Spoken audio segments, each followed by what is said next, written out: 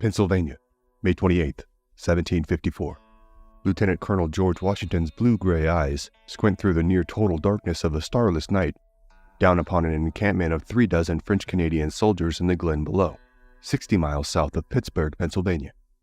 Flanked by 40 Virginian troops and a dozen Iroquois warriors, the 21-year-old Washington stands at the precipice of vicious bloodshed. Pressure has been building to this catalytic event between the French and British empires for years, as their imperialist desires for North America come to a head. The French, under the rule of King Louis XV, have been expanding ever southward from northeastern Canada, where New France holds substantial territory. From the eastern half of Canada, throughout the Great Lakes region, all the way down to the Gulf of Mexico by way of the Mississippi River. Disputes over these resource-rich lands are nothing new for the French Empire. The Beaver Wars of the 17th century saw clashes over the territory occurring for nearly a century, and its conclusive treaty, the Great Peace of Montreal, that brought 39 indigenous nations together to make peace with New France in 1701, provided but 16 years of ceasefire before violence broke out again. The expansionist desires of New France faced a looming threat in what would become a multi-dimensional conflict for the highly sought-after Ohio country, a region which was comprised of present-day Ohio, Indiana, as well as parts of western Pennsylvania and West Virginia. This territory was collected under the British royal grant to the Ohio Company, entrusted to encourage settlement as well as offer protection from French aggression and advancement into the region. Among the champions of British colonial expansion was Lieutenant Governor Robert Dinwiddie, a native of Glasgow, Scotland. While governors of British colonies remained in Europe, Dinwiddie served as de facto royal governor of Virginia. His interest in the Ohio Company was not purely political, as he was a major stockholder in the Ohio Company. The Ohio Company had conducted surveys and established a few small settlements in the Ohio Territory. In 1753, upon learning of the construction of multiple French fortifications near Lake Erie, Governor Dinwiddie would send an 8-man party to formally request the French withdrawal from the territory. Dinwiddie selected a young major from the Virginia militia to lead this expedition, a 21-year-old George Washington. The Virginia governor was not the only leader in the area who took opposition to the French territorial expansion. The Mingo chief, Tanacharison, also known as the Half-King, also took umbrage with the new fortifications being built in this region. The Half-King had met the commander of the French-Canadian construction efforts, Paul Marin de la Malgue, and Tanacharison had bestowed wampum to the commander in a goodwill gesture before delivering his message of concern for the French advancements. Marin de la Malgue took a direct and incendiary approach in his response, slamming down the wampum to the floor and charging back, "I'll tell you over the river, I will go. If the river is blocked, I have the forces to burst it open and tread under my feet all that oppose me. I despise all the stupid things that you have said." Understandably, this insulted the Half-King, as he had already felt a particular disdain for the way his people had been treated by the French, treating the natives more as offspring than equals. In December of 1753, Major Washington's envoy would head northwest to the Ohio Territory. The directive Washington was given, handed down to Dinwiddie directly from London, is as follows. If the French were to be found building forts on English soil, they should be peacefully asked to depart. If they have failed to comply, however, we do hereby strictly charge and command you to drive them off by force of arms. The order was signed directly by King George II.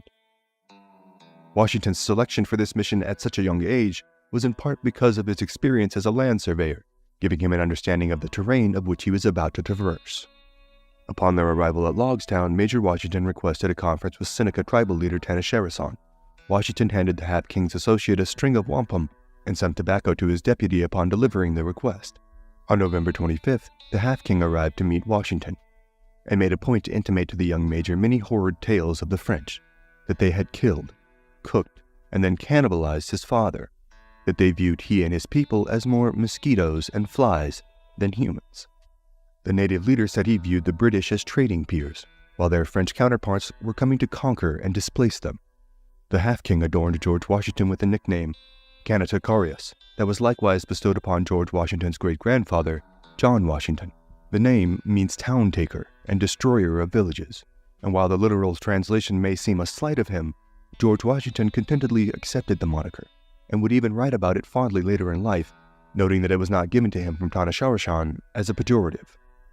Washington's request for the Half-King to provide an escort to the French fort to deliver his diplomatic message was granted, after a few days' delay for the natives to ceremonially bestow wampum to their new young ally.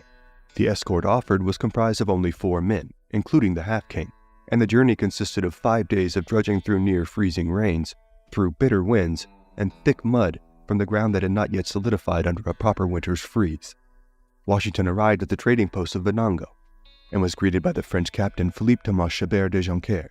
Born to a French officer and a Seneca woman, he served as a translator in French and Indian affairs. The wine flowed freely that night, and while Washington kept his wits about him, he listened keenly as the French began to disclose their ambitious design to take possession of the Ohio and reveal the location of their forts amidst their drunken negligence. After a few days' delay at Venango, the young Major Washington's party, now accompanied by both a native as well as a French escort, headed off for Fort Le Boeuf. The 40-mile journey consisted of some of the most difficult conditions he had faced, with many mires and swamps needing to be covered. With the temperature plummeting below freezing, Washington rode on ahead of his party with Christopher Gist. Gist was a frontiersman from North Carolina cut from the same cloth as Daniel Boone, a man who Gist would call his neighbor while living on the Pennsylvania frontier. Gist had been hired by the Ohio Company for £150, a meager salary Washington would have been willing to pay him innumerable times over had he had the requisite funds himself. The arduous journey to Fort Le Boeuf would come to a close on the night of December 11th, as Washington and Gist would arrive at the makeshift compound consisting of 4 buildings put together with haste using bark and plank. Captain Jacques Legaudieu de Champierre, a gray-haired, one-eyed commander who remained hospitable even after learning of Washington's message calling for the withdrawal of the French Canadians from the Ohio Valley. Saint-Pierre informed Washington he did not feel obliged to obey the directive he had been delivered and stated that the French had every right to kill and capture British traders within the Ohio country. Colonial Britain's concerns about French expansion had now been proven accurate, and Washington took great care while at the fort to compile extensive notes on the hundreds of canoes and extensive armaments the French had stockpiled. Before heading back, Washington would come to find that Saint-Pierre had offered liquor, guns, and provisions to the half-king and his men in an attempt to get them to stay at Fort Le Boeuf and forego returning as guides with Washington. Upon learning of this plot, an irate Washington confronted the half-king and accused him of betraying his agreement and confidence. The Seneca leader then refused Washington's request to lead him back to their home base. While Washington had a zealous ambition to return to Williamsburg with news of the belligerent actions of the French and their non-compliant response to his delivered message, the journey home would put the young major's life in precarious circumstances on multiple occasions. The horses that they had brought along on the journey were in such poor condition that it was decided better to abandon them. Washington and Gist, with a couple of natives as their guides, headed forth on their own as they endeavored to promptly bring the French response to Governor Dinwiddie. As Gist and Washington navigated their canoe through icy waters, nearly being upended on multiple occasions and plunged into the frigid current, they arrived at their first rest stop, and when their Indian guides would not continue on with them, they made the trek on their own. Along the way, they met a party of French Indians who agreed to be their guides, taking them the shortest way to the Ohio River. Washington was suffering from exhaustion so severe, he let one of his guides carry his backpack along the route. After trekking a substantial distance, the French Indian guide suddenly raced out ahead of them and turned around just 10 yards away to fire directly at Washington and Gist. Christopher Gist rushed forward and took the native to the ground, preparing to slay their would-be killer, when Washington cried out for him to stop. Washington spared the hostile guide's life, instead opting to bind him until dusk and then release him into the woods. Washington and Gist traveled until dawn in the opposite direction, all the while fearing a reprisal attack. They would spend an entire day crafting a makeshift raft to cross the Allegheny River. Once they launched the watercraft, they became aware of how swift and violent the current truly was, and the canoe struck a chunk of ice racing downstream. Washington was thrown into the freezing waters. He fought his way to the surface and latched onto a chunk of wood from the canoe that was floating past him. Gist would manage to stay on board the craft, steering it towards a small island. From here, he would fish the soaking Washington out of the river, and the two would promptly find themselves trapped there until daybreak would afford them enough visibility to continue on. They would shiver the whole night through. Washington's remarkable constitution was on display, as he would survive relatively unscathed. Gist would be the one to suffer frostbite, the icy plague present on his fingers and his toes, even though Washington had been the one to plunge into the wintry stream. At dawn, they were relieved to see the river had frozen over during the night, and they crossed the remainder of it with relative ease. On January 16, 1754, Washington arrived in Williamsburg to hand-deliver the sealed letter from the French commandant to Royal Governor Dinwiddie. At this meeting, Washington would outline much of the details he had observed and recorded in his journals about the French fortifications and capabilities. Dinwiddie asked Washington to compile his notes into a concise report which he could deliver to the council the next day. Washington spent the night arranging the report, and its impact would be far greater than the young major could have ever expected. The report was published across colonies as far north as Massachusetts, and it would be printed as a pamphlet in London as The Journal of Major George Washington, thrusting his name into the spotlight for the first time. For this expedition, Washington was paid £50, a figure he had found unfavorable, but he managed to parlay the event into a promotion to the rank of lieutenant colonel just around the time of his 22nd birthday. Dinwiddie ordered the construction of a fort on the forks of the Ohio. The location had been suggested to him by Washington, and he brought on William Trent of the Ohio Company as captain, with instructions to commence building the fort at once. Washington was ordered to cobble together what forces he could and to march them to the forks of the Ohio that spring to secure the area for the fort's construction. That February also saw 800 French-Canadian militia troops depart from Montreal, heading for the Ohio Valley. Washington's forces were paltry in comparison, a truly ragtag bunch, numbering just 160 at the time of departure. The Virginian wrote of his men that they were, quote, loose, idle persons that were quite destitute of house and home, and quite many of them of clothes. Washington sought red uniforms for his men, of the kind worn by His Majesty's troops, as he felt as though the colonial regiments were looked upon as second-class citizens, a feeling that would linger throughout his British colonial military career. When word came down to Dinwiddie of a French raiding party charting a path towards the forks of the Ohio, Washington was ordered to take what troops he had and head out at once.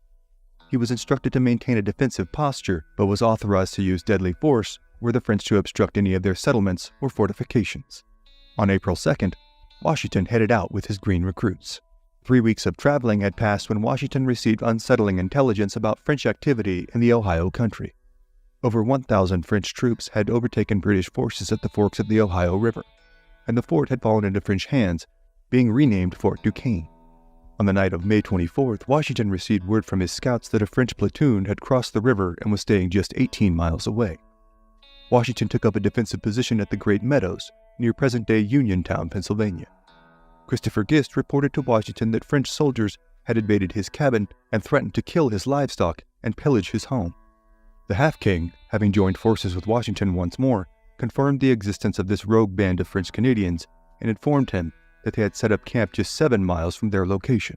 Upon hearing this, Washington altered course from his defensive mindset, not wanting to toil through yet another night of waiting to be stumbled upon, or worse yet, ambushed. Washington and the Half-King set out with their 40 men, a dozen of which were natives, and voyaged out into a rainy, moonless night, hunting for the French encampment. The night was so dark that the men continuously stumbled into one another as they marched single file. 7 soldiers went astray into the woods, losing step with those in front of them and unwilling to decry the missteps, as a break in the silence would give away their position to enemies who may be nearby. In the pre-dawn hours of May 28th, under the navigation of the Half-King, Washington now leads the men to the crest of a hollow surrounded by rocks. From the high ground above the sleeping French encampment, the natives slip through the trees to encircle them and block any escape from Washington and his men. Upon hearing the rustling around them, the French grasp for their arms, and shots ring out towards the colonials. Washington's men fire off 2 quick volleys that leave at least 10 French soldiers lying dead, while the rest throw their arms down and surrender.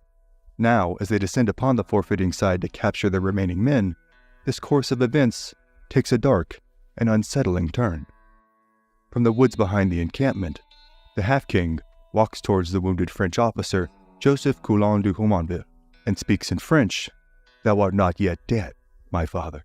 The Half-King then raises his hatchet above his head, and with tremendous force, strikes it down upon the skull of Jumonville.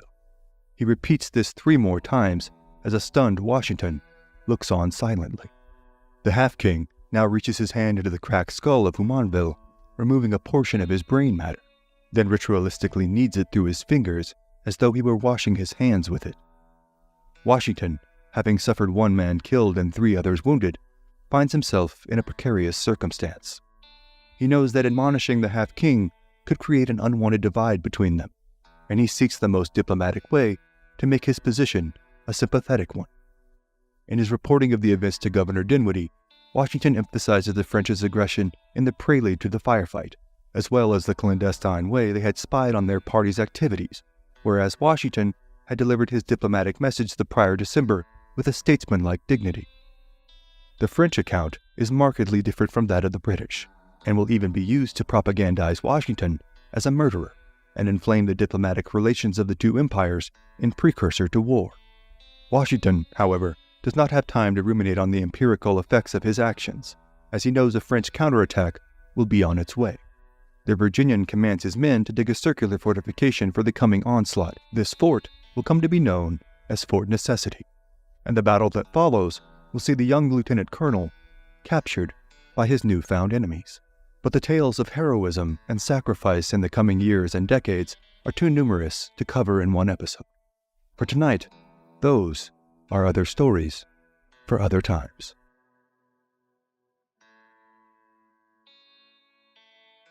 May 18th, 1754. Colonel George Washington stands at the bottom of a rocky gulch after a brief yet grisly shootout amongst an encampment of French-Canadian troops and Washington's 40 Virginia militiamen joined by a dozen Iroquois warriors. The clash would end as a resounding victory for young George Washington, with over a dozen killed for the French and the rest surrendering. After the final shots had rang out in the early morning hours of the battle, Tanacharishon, known as the Half-King, a Mingo chief, had viciously killed the French officer Joseph Couillon. However, this victory would come at a heavy price in the not-so-distant future. Washington's men fell back to the Great Meadows, a broad open field enclosed by a distant tree line the colonel had used to make camp before the Battle of Jumonville. Colonel Washington, aware of a pending reprisal by the French, instructed his men to drive their spades into the earth and begin construction, with what little resources they had available, of a defensive outpost that Washington dubbed Fort Necessity. Washington had been charged with leading this Virginia militia group to stave off encroachment of the Ohio country by New France. Though just 22 years of age, the hand of fate had a way of exalting the young Virginian into remarkable circumstance. On May 31st, Colonel Joshua Fry, Commander-in-Chief of Colonial Forces, fell from his horse and died, putting George Washington in full command of the Virginia troops. The next day, the 1st of June, Governor Dinwiddie sent a letter to Washington stating the encounter at Jumonville was a resounding success, dispelling any concerns Washington may have had that his actions would be looked upon negatively. Dinwiddie would write, "I heartily congratulate you, as it may give testimony to the Indians that the French are not invincible when fairly engaged with the English." Dinwiddie would address his superiors abroad with a different tone, stating that Washington's forces had been merely auxiliary to the Half-King, and that the natives were the aggressors in the skirmish, given that the colonials were purely on a defensive assignment. 200 more Virginia militiamen arrived the first week of June, soon followed by an independent company from South Carolina bringing 100 British regulars and 40 beef cattle to feed the men. While those in France looked upon Washington as an assassin, higher-ups in London used this opportunity to label him and his fellow provincial officers as untrustworthy, and Washington's desire to be regarded with the same esteem of the British royal officers suffered a blow because of his actions. Captain Mackay arrived with 100 men on June 14, and he made clear to Washington that he was not beholden to any orders given to him by the colonial officer. Mackay and his men camped outside the walls of the fort in the Green Meadows. Washington had been promised 50,000 pounds of flour by the middle of June, but the provisions would never arrive, straining the resources of a regiment of several hundred men. Washington set out towards Fort Redstone, the location of Christopher Gist, struggling mightily on the trek as they lost numerous horses and were repeatedly hamstrung by broken-down wagons along the way. While at Fort Redstone, Washington and Tanacharishon met with Delaware, Shawnee, and Mingo representatives, all of whom declined to further involve themselves with the British in this dispute. The Half-King felt the shift in tone went beyond neutrality and that the other tribes may be prepared to fight alongside the French. The Ohio natives were disinterested in shedding blood on behalf of the British to expel the French, only to be put out further by colonial expansion into their territory. Washington would reveal his thoughts on the natives in his journal after this diplomatic summit. Treacherous devils, who were sent by the French as spies, who would turn against us at any time. The Half-King likewise stated that Washington took it upon himself to command the Indians as slaves, and refused to take advice from the Indians. The natives also believed that Fort Necessity was a poorly located, designed, and fortified structure, with Tanacharishon referring to it as that little thing upon the meadow. On June 28th, Washington orders his men inside the makeshift, circular fort after receiving reports that a force of 800 French, along with 400 natives, were slated to attack their position. While the numbers were inflated slightly, this represented a contingent with 7 times the manpower available to Washington. The man leading the French troops held a strong personal interest in the matter, Louis Couillon de Villiers, the elder brother of the slain Joseph Couillon de Jumonville. He had begged his superiors for the chance at retribution against Washington's men. While the haphazardly constructed fort itself created vulnerabilities for Washington and his men, they had also gone without bread or meat for a week's time now, and had since subsisted on meager rations of spoiling corn. The small confines of the fort, just 50 feet in diameter and only capable of housing 50 to 60 men, required trenches to be dug out of the walls to provide additional cover for the reinforcements that had arrived with Colonel Mackay, thus creating a series of breastworks on all sides of the structure.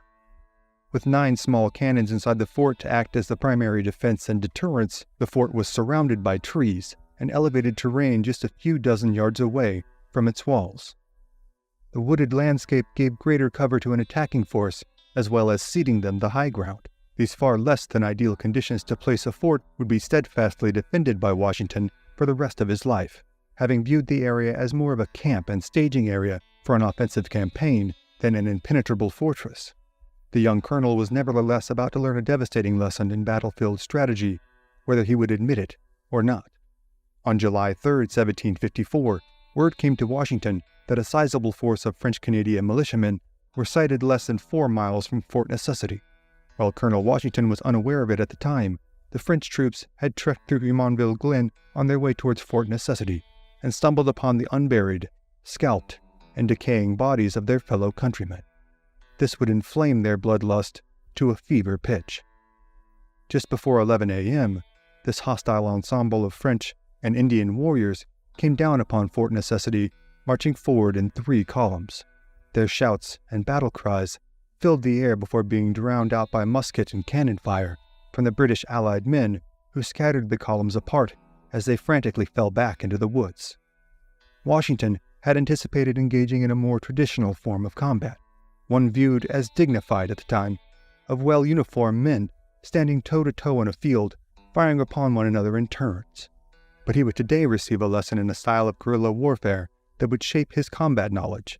He would call it Indian fighting, with the emphasis on surprise, cunning, and merciless ambush, to inflict abrupt damage often followed by a retreat before a counterattack could be waged. He would carry this calamitous lesson with him throughout his time as the first commander-in-chief of the U.S. Army during the Revolutionary War, exploiting the soft underbelly of his opponents wherever it presented itself. The French-Canadian detachment kept a constant fire upon the composite force of British and colonial men. From every tree, stone, and stump, Couillon's forces nailed precision shots from behind cover and inflicted heavy casualties while taking almost none themselves. After several hours of this onslaught, the sky let loose a torrential rain, turning Fort Necessity into a soupy mire, filling trenches with cumbersome mud, and with no roof or covering of any kind on the fortification, the armory within it was drenched by the downpour, and became increasingly unreliable until the colonial Britons lost the capacity to even return fire as dark fell upon the great meadows. Looking upon this scene from overhead made for a truly pitiful sight. With over 100 colonial British casualties, nearly a third of all Washington's men, bodies strewn amongst crimson puddles of earth and sludge, dead or mercilessly dying, death showing its prejudice to neither animal nor man, having taken the lives of all the livestock and dogs in the vicinity as well. The Franco-Indian force more than just dominated the battle, their actions were akin to wholesale slaughter, leaving a scene of chaotic destruction while suffering only 3 killed of their roughly 1,200 men. To compound the embarrassment for Washington, the Virginia militiamen broke into the fort's liquor supply, becoming stone drunk, wilting under the hopelessness of their circumstance. On the contrary, His Majesty's regular troops stood tall in the face of this adversity, showing a marked difference in professionalism and ability between the veteran force of the British troops and the ragtag band of transients that made up the bulk of the colonial militia. Washington would furthermore go on to detest the mixing of his troops and alcohol after this intoxicated display. Just as it seemed the French Indian coalition could at any moment descend from the trees and kill them to the last man, a French officer came out of the woods, anxiously walking toward the fort, waving a white flag, offering to discuss the terms of a potential surrender of the colonial British.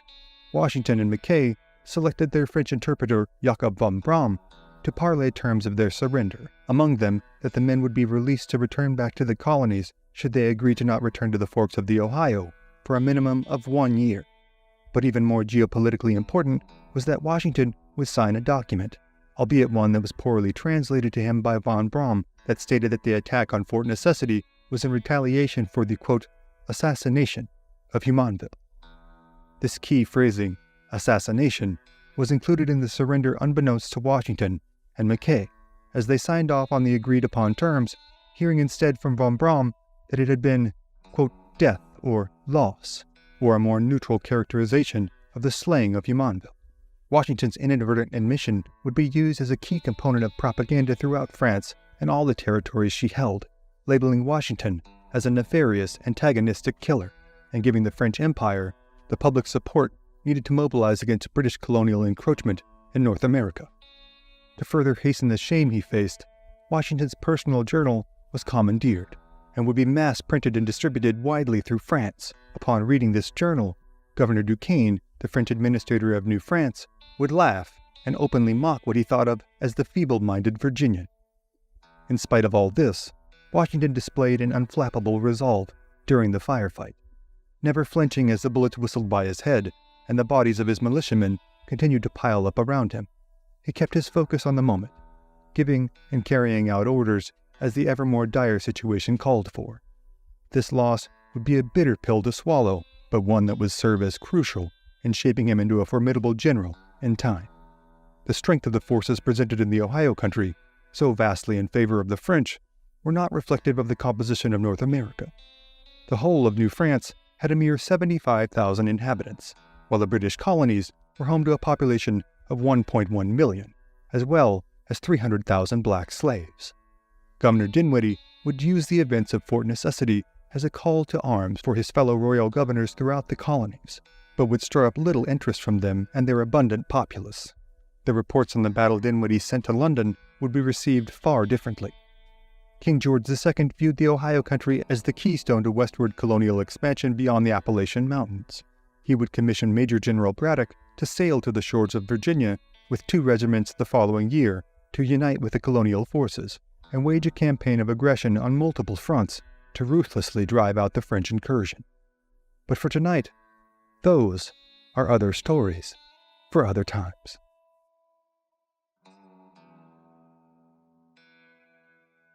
July 3, 1754. George Washington signs off on the surrender of Fort Necessity after a relentless assault by a contingent of French and native forces. The official tally for the British would be 31 killed, 70 wounded, and 369 captured, including Colonel George Washington himself. The Franco-Indian force only lost 3 men, with 19 wounded. The numbers do little to paint the true picture of despair the colonial militiamen found themselves in that day, with their killed and wounded littering the drenched sod of the Great Meadows, after a torrential downpour that afternoon rendered even their weapons impotent. Perhaps even Washington himself would have found it hard to believe that in just 1 year's time, he would be back in the Ohio country just 50 miles north, facing levels of atrocities that would outshine the defeat at Fort Necessity tenfold. On July 4th, Washington headed out from Fort Necessity with his men, having agreed to not return for a period of 1 year under the conditions of his surrender and release. 2 colonial officers were to be held captive by the French for this period to ensure the terms were observed. Washington prioritized getting the wounded to medical care as quickly as possible, hoping to save as many men as they could, with many requiring amputations from the onset of infections in their wounds. Along the way, the natives continued to loot and raid the militiamen, but Washington ordered them to stand down, not wanting to suffer another violent confrontation that would almost certainly end in the other side's favor. During the Battle of Fort Necessity, the Congress of Albany was underway, taking place from mid-June through mid-July 1754. The Congress saw representatives of 7 British colonies convene to discuss how to improve relations with native tribes, and defend themselves against the encroachment of New France in their territorial interests. At the Congress, Benjamin Franklin attempted to get the colonies to agree to a plan of union, forming together under a president appointed by the British Crown. The popular Join or Die political cartoon was born from Franklin's idea. While this plan was voted down by the representatives, it would become the basis of the Articles of Confederation and the U.S. Constitution adopted 2 decades later, the foundation of the independent United States government. After the disappointing defeat at Fort Necessity, Washington resigned his post when the Virginia Regiment was divided into 10 independent companies. This realignment would have brought with it a demotion from the rank of colonel. Washington knew the early retirement would be temporary, writing that his stepping aside was, quote, "not to gratify any desire I had to leave the military. My inclinations are strongly bent to arms." After the death of his father, Lawrence Washington, a series of events would lead to his coming into power as the Lord of Mount Vernon. Lawrence's widow Anne remarried and moved to Westmoreland County, and then on December 10, 1754, her daughter Sarah passed away. George, who was not a wealthy man by his own means whatsoever at the time, would lease the estate from Anne, as well as its 18 slaves, under the condition that each Christmas, George would ship 15,000 pounds of tobacco to Anne as payment. This agreement would bring George Washington considerable stress, but would also, in time, make him one of the wealthiest men in the Virginia Commonwealth. Major General Edward Braddock was sent to the British colonies to lead an aggressive, multi-pronged campaign to rebuke New France from their territory. Braddock arrived in Hampton, Virginia on February 20, 1755, with 2 regiments of British regular troops. His comprehensive strategy included Admiral Edward Boscawen sailing a fleet to the Gulf of St. Lawrence to prevent French reinforcements from reaching Canada. Braddock's 2 regiments were sent to Wills Creek to embark on an expedition to Fort Duquesne. The 50th and 51st Regiments had been dormant since King George's War and were to head out from Albany to the French fort of Niagara under the command of William Shirley. After Braddock took Fort Duquesne, he would continue up the Allegheny River, one by one taking every French fort along the way until uniting with Shirley in Niagara that fall. Major General Braddock requested that George Washington join his staff. While he had reservations about the young colonel's conduct at Fort Necessity, Braddock learned that Washington possessed an intimate knowledge of the landscape of the Ohio country that would prove invaluable. Washington responded that he wished to be given a royal officer's commission, elevating him above the status he held as colonel in the Virginia militia. When that was denied, Washington offered to serve as aide-de-camp in a volunteer capacity. This position would prevent him from being ordered around by the British officers and have him directly reporting to Braddock. In hindsight, had Washington been given the royal officer commission he so vigorously sought, there is a distinct possibility he would not have altered that allegiance to become the commander-in-chief in 1775 of the United States Army. Washington wrote that an ambitious man must hide his desires, and though he desired not only the royal officer's status, but also to run for the House of Burgess, ultimately he inquired to his younger brother Jack to gather information on how it would be received were George to run. Finding his support was not at the time sufficient, he opted not to run, thus showing his penchant for political cunning and a willingness to undertake clandestine action when it benefited him. After appointing Jack Washington to take over as Lord of Mount Vernon in his absence, George would join Braddock in May of 1755 in Frederick, Maryland. Colonel Washington disputed Major General Braddock's plan for an assault through traditional means, informing him of the fighting style of the natives. Their desire was to inflict damage on a larger force and flee before suffering casualties, stressing an asymmetrical approach to warfare. Braddock maintained an air of superiority towards every colonial he interacted with, even at his own peril. Upon these forewarnings of the natives' penchant for hostile ambush, he demurred. "These savages may be a formidable enemy to your raw American militia, but upon the king's regular and disciplined troops, it is impossible that they would make any impression." In early June, Braddock and his force of 3,000 men headed out for the forks of the Ohio.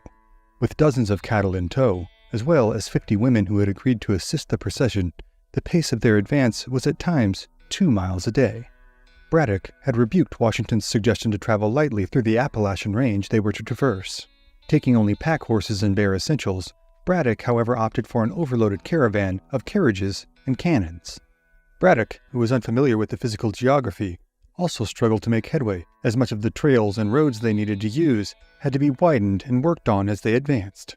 Washington would call for them to split into 2 columns, one with the majority of the fighting men to charge ahead, and the other column to construct the pathway, bringing it up with the women, cattle, and wagons. Braddock would agree on the adoption of this strategy and lead the column charge forth at a great pace, the general so emboldened by the lack of resistance they faced along the way that he would end up several miles ahead of the supply column. Washington was afflicted with dysentery that gave him fits of diarrhea and vomiting that severely depleted his energy. He also suffered from an agonizing case of hemorrhoids that caused him to have to travel lying flat in the back of a wagon much of the time, unable to sit upon a saddle. Braddock gave Washington a bottle of Dr. James's medical powder, a combination of phosphate of lime and antimony, to treat his hemorrhoids. Washington would call it the finest medicine in the world. Just after crossing the Monongahela en route to Fort Duquesne, the progress would come to an abrupt halt. On the morning of July 9th, a majority native coalition force led by French Captain Daniel Léonard de Beaujeu arrived too late to the river to ambush the British and colonial forces. The French captain's forces number roughly 800 men under his command, about half the number of men stationed to defend Fort Duquesne, composed of officers, regulars, as well as Canadian militia alongside 600 native warriors. Among the tribes present are the Ottawa, the Mississauga, the Delaware, the Shawnee, the Wyandot, and the Potawatomi. The native forces hid amongst the trees on either side of the road towards Fort Duquesne, with the majority of the French Canadians stationed further up the road along the path to the fort. Around 1 o'clock that afternoon, the advance guard of the British, commanded by Lieutenant Colonel Thomas Gage, spotted the enemy lying in wait in the trees just after crossing the river, and ordered his men to fire upon them. The opening volley of the battle did little damage to the Franco-native forces as a whole, but as luck would have it, Captain Beaujeu was caught in the line of fire and killed in the opening salvo of the Battle of Monongahela, which would also be referred to, for good reason, as the Battle of the Wilderness. The native forces, as they had done at Fort Necessity, took cover amongst the trees, stones, and brush, raining down an ongoing fire upon the redcoats. The British repeatedly attempted to form themselves into columns, as was their training, and in doing so merely simplified the task of the natives. As the advance guard was repelled, suffering heavy casualties, Gage's men began to retreat. While this was occurring, Braddock ordered the troops from the main body to charge forward, causing a chaotic sequence when they collided with one another in a folly of errors. This allowed the natives to wreak further havoc as they fired on this tangled mass of humanity, disorganized, disheveled, and suffering ever greater losses. As officers of the advance guard attempt to organize their men, waving swords that glittered in the sun overhead, they became the easiest targets of all. Gage's force suffered 18 officers killed in these early exchanges. This perpetuated a further breakdown of British command and discipline. Braddock attempted to reclaim order by calling for his men to reorganize and advance, but the mounting losses and unrelenting native fire prevented any ensemble larger than a platoon from forming. The disoriented herd of British soldiers were corralled together in an area stretching less than 250 yards in length and under 100 feet across. Even when the British soldiers could gather themselves enough to return fire, they had few targets of which to take aim. Their best chances to fire came when a native was sprinting from one tree to another to reposition himself with even deadlier effectiveness, and even then they would only catch a mere glimpse of them. When the redcoats formed themselves into lines as they had been trained, multiple incidents of friendly fire occurred. The rear guard, tasked with defending the siege cannons brought to overcome Fort Duquesne, were left on their own. Civilian teamsters unhitched their horses from their wagons and rode away in fear. The women who had been driving the cattle, just over 50 in total, were nearly all lost, with over half being killed outright. Braddock maintained the most steadfast level of composure throughout this day, riding valiantly even as 4 horses had been shot out from underneath him. It was only when a musket ball was shot through Braddock's back, knocking him off his horse, that a complete collapse in order occurred. This came after withstanding ceaseless fire for over 3 hours. Washington, who had ridden up from the rear with Braddock, had by all accounts performed courageously, having had 2 horses shot out from under him that day, and even requiring the help of his men to place him back in the saddle as he was so stricken from exhaustion due to his illness. By the end of the day, Washington had 4 bullet holes torn through his cap and uniform, but as per usual, he was improbably unharmed. The final tally of British and colonial losses from their 1,300 strong was 457 killed, 450 wounded, and a few dozen taken prisoner. James Smith, a member of this colonial British force who was captured that day, would recall several soldiers being tortured and burned alive in the night following the battle. As they retreated from the battlefield, Washington received his final order from the dying Braddock to deliver a message to Colonel Dunbar, his division lying 40 miles to the rear, to send forth wagons, medicine, and provision for the helpless legions of defeated and dying that lay in the wake of the day's affair. Washington, exhausted and ill, gathered the fortitude to ride all through the night to deliver the message. During the retreat back from the Monongahela, Braddock succumbed to his wounds, and Washington had him buried on the road passing through the Great Meadows near Fort Necessity. After his burial, Washington had the wagons and men traverse over the top of his freshly dug grave, packing the earth back together tightly to prevent it from being discovered by natives and saving his body from desecration. Colonel Dunbar led the defeated force back to the east. He ordered 150 wagons to be burned and the cannons destroyed, preventing these supplies and armaments from falling into enemy hands. The dejected survivors then carried on towards Philadelphia. Captain Bugeaud was buried on July 12th at Fort Duquesne, the victor in a battle that saw both commanders lose their lives. The defeat was far more shocking to the British than Fort Necessity, as the small, undersized militia force inside the crudely built fortification had not been expected to stave off such an act of French aggression on their own. Braddock's multi-front strategy, designed to evoke the power of the British Empire and her colonies to drive out New France, was for all intents and purposes buried with Major General Braddock on the road passing Great Meadows. New France now had a strong foothold within the Ohio country. Braddock left his battle sash and 2 pistols to George Washington, and it was recorded that Braddock's last spoken words were, "Who would have thought? We shall know better another time." It would take 3 long years for the British to return to Fort Duquesne and attempt to turn the tide of war that was now undeniably underway.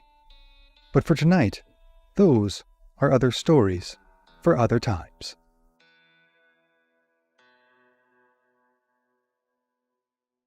July 9th, 1755. Just after crossing the Monongahela, General Braddock's forces of 1,300 men traveled into a waiting ambush by a force of 900 French Canadian and native warriors. In a battle tantamount to an hours-long bloodbath, General Braddock, along with 900 of his men, would end up as casualties that day, over half of which would not survive the retreat to Philadelphia. The Braddock expeditions, a multi-pronged strategy to drive back New France from the Ohio country and other British colonial interests, faded away just as soon as it had begun. The British Empire and her colonies were in crisis. If they couldn't rally from the depths of this defeat and mount a successful offensive campaign, large swaths of North America would be forever lost to the French.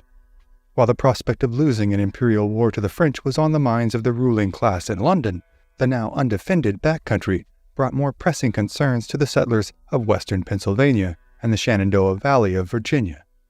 The lack of a colonial force emboldened hostile native tribes to raid, pillage, and plunder settlements in the Ohio Valley and beyond. With settlers running back across the Blue Ridge Mountain to establish towns, Governor Dinwiddie of Virginia sought to take action. Before the end of July, 35 settlers from Virginia had already been reported killed. George Washington, who had by all accounts performed most admirably during the Battle of Monongahela, even after incurring 4 bullet holes through his uniform by the end of the fight, was left unharmed. Dinwiddie offered Washington full command of the Virginia military with a commission to enlist and train men to operate as a security apparatus against native raiders. Pennsylvania, where the vast majority of the Ohio country in question was located, could not formulate an effective strategy as quickly. With ongoing attacks on settlers taking place, the Quakers raised £1,000 to be put towards buying weapons for the frontiers people, but it would be a meager attempt to quell the confrontations. Before the disaster on the Monongahela had even occurred, on June 2nd, a New England regiment had sailed to the Bay of Fundy, Nova Scotia, as a function of the Braddock expedition's northern campaigns. On June 16th, a large shell cannon shot from the New Englanders struck Fort Beauséjour, killing 6 French officers inside. The French surrendered the fort at once. This would be the first offensive victory in colonial Britain in this young war, and it happened with a surprising degree of ease. What followed would have long-term ramifications for the native Acadian population, who had lived an agrarian life and gone about practicing their Catholic faith that they had adopted from the French. The Acadians were then stripped of their land, and some 11,500 of them were displaced, shipped to the British colonies down the coast, and some relocated to Europe. They would also be stripped of their right to practice their faith, and many would act as an insurgent force, funneling arms and intelligence to their French brethren throughout the conflict. William Johnson, a native of Ireland who had moved to New York at a young age to manage an estate that had been purchased by his uncle, was tasked with directing one of the northern campaigns of Braddock's plan. He would head directly north in August of 1755 on the Crown Point expedition. He would rename Lac Saint-Sacrement as Lake George. Johnson would begin construction on Fort William Henry at the southern end of the lake, to be used as a staging area against the French. The French had built Fort St. Frederick, near Lake Champlain, just north of Lake George. This would set the stage for another empirical clash in just a matter of weeks. Meanwhile, in Albany, William Shirley was to head west through Pennsylvania to Fort Oswego with his force of over 1,000 men. Shirley was the sitting governor of Massachusetts Bay, and his involvement had been planned as a critical part of the Braddock expeditions. He was to travel north to Fort Niagara and lay siege to it, but along the route he had learned of Braddock's demise and the disastrous results of the Monongahela. Making matters far worse for Shirley was that his son had been serving under Braddock and had been killed in action at Monongahela, shot through the head. Johnson and Shirley had bitter feelings towards one another. Johnson had sent a letter to London that Shirley was not fit for command, citing that he was emotional and reckless. Braddock's orders gave Shirley only a vague command over Johnson, and he would have difficulty getting Johnson to execute his orders. Both men's campaigns would be completely without logistical support from the regular army, leaving their provincial forces to fend for themselves. Shirley learned that the plans for the entire strategy implemented by Braddock were found among the battlefield dead by the French. Fort Niagara would be well aware of the reason Shirley and his men were traveling west. Shirley was caught between a proverbial rock and a hard place as, to further complicate his circumstances, 50 miles to the north there were a contingent of native and French forces at Fort Frontenac. If Shirley were to carry on with his plans for Niagara, the French and natives could swoop down and take hold of Fort Oswego, trapping Shirley and his men in between themselves and Niagara, and cutting them off from all supply lines and reinforcements. Shirley held a council of war with his officers of Fort Oswego, and determined it best to forego the Niagara campaign. He left 700 gravely undersupplied men to hold the fort throughout the winter. Then he headed east to New York City. There, Shirley would take over his new role as commander-in-chief for the deceased Braddock, and begin working on raising money and war planning for the upcoming spring campaigns. French allied native forces would take Fort Oswego the following spring, before the snow even had a chance to melt. August 16th saw the arrival of Dieskau at Fort St. Frederick. They had marched from Montreal in 3 columns, and after establishing his headquarters at Crown Point, he took inventory of the men. 550 men within the fort, along with 1,000 regulars, 1,400 Canadians, and 600 natives, making their camp near the structure.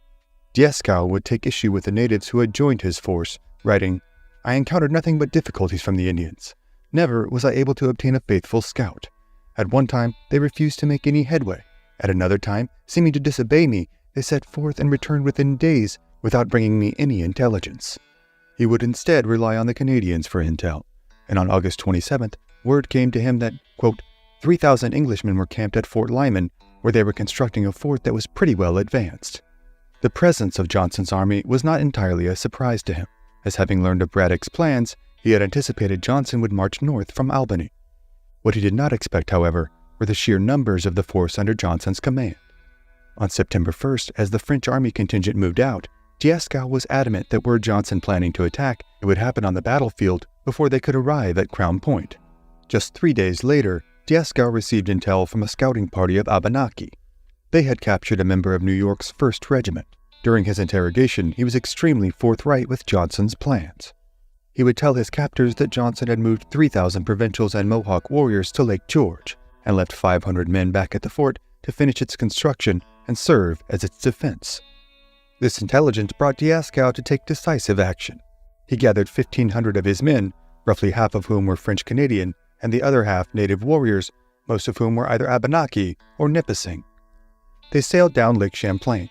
Then, after landing at South Bay, the French commander took great caution with his overland movement, as the men avoided Wood Creek Road, which would be patrolled with colonial British scouts, and instead opted to cut their own path through the woods, hacking away trees and brush as they charted their path ahead in concealed fashion. After 2 days, they had completed a march of over 30 miles, a journey that had in its own right been no easy task.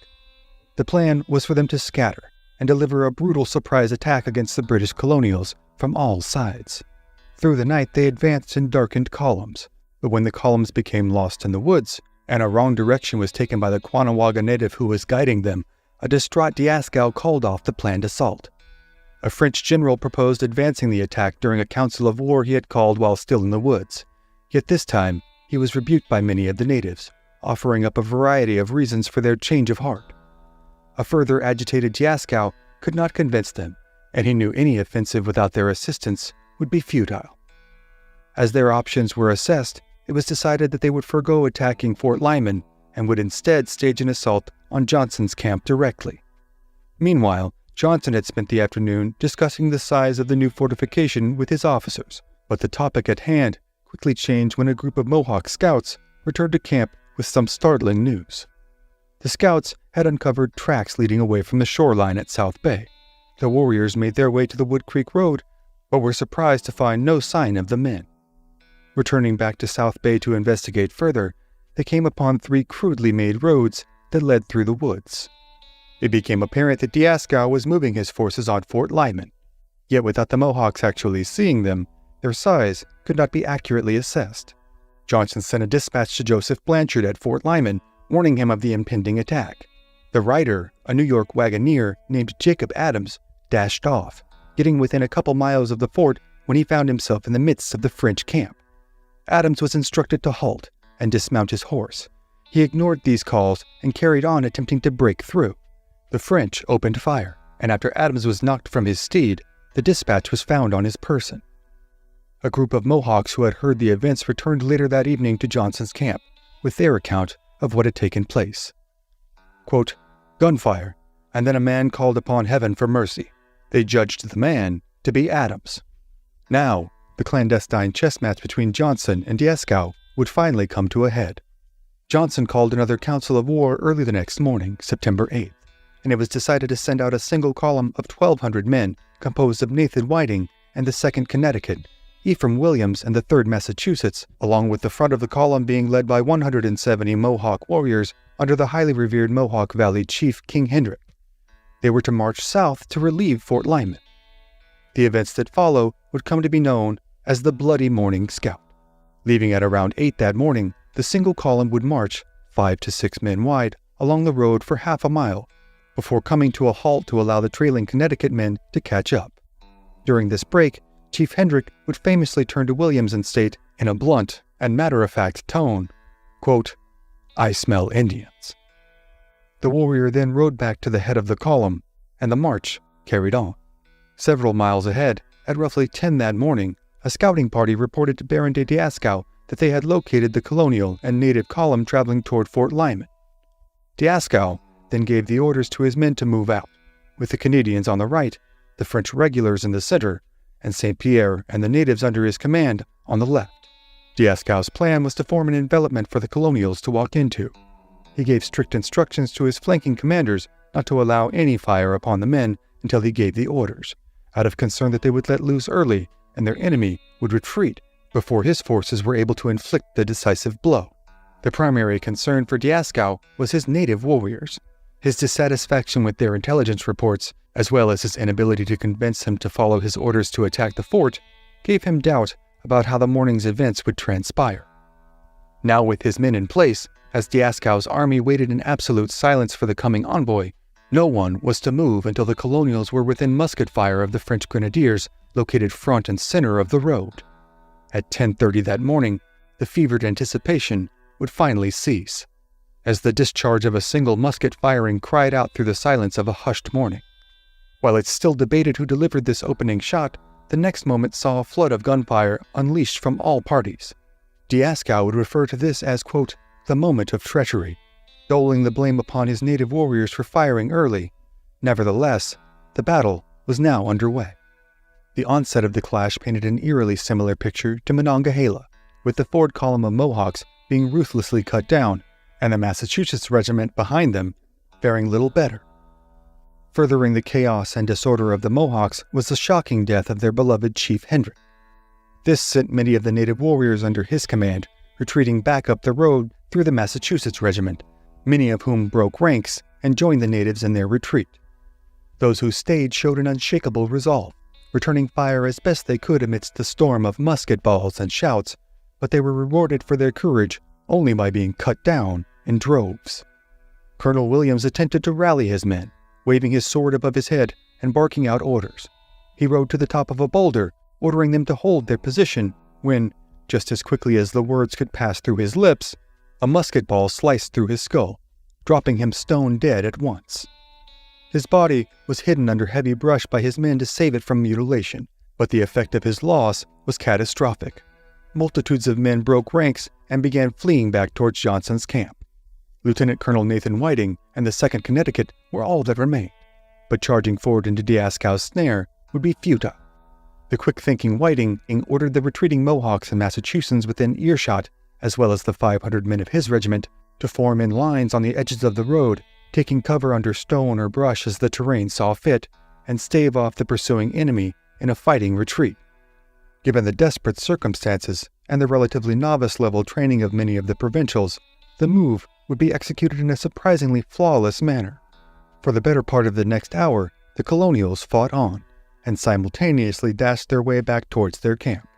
The tables had been turned, and due to the overzealous chase by the Franco-Allied forces, the pursuing forces would be cut down in great numbers as they pressed after their retreating foe. Many of the native warriors fighting on the side of the French fled into the woods upon the realization of the counterattack taking place. Lieutenant Colonel Seth Pomeroy, who seconded the strategy of the fighting retreat, spoke of the cunning withdrawal.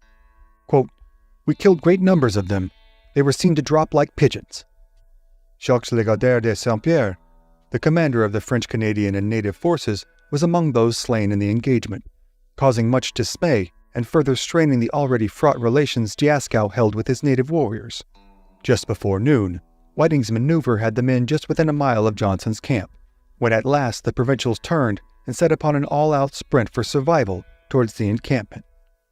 Nathan Whiting had saved more than just the lives of many of his men that day. He also saved Britain from a sequel to the disaster on the Monongahela, and it is likely that he preserved New York from having New France march upon Albany.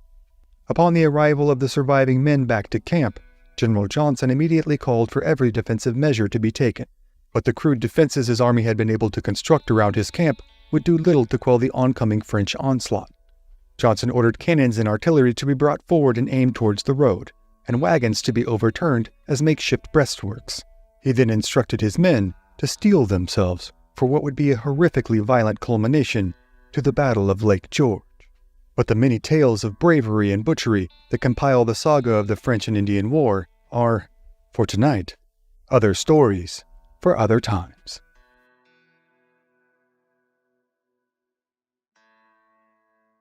New York, September 8, 1755. A game of tactical espionage between Major General William Johnson and French Commander Baron de Dieskau comes to a head during the Bloody Morning scout just inland from the shores of Lake George, New York. A contingent of French Canadians and their native allies lay in ambush for the single column of 1,200 provincial troops and Mohawks heading to reinforce Fort Lyman in a hooked-shaped trap along the Wood Creek Road. One of the Franco-Allied natives discharged his weapon early, before the approaching column could be fully ensnared into the ambush, allowing the provincials the opportunity to stage a fighting retreat while still incurring heavy casualties.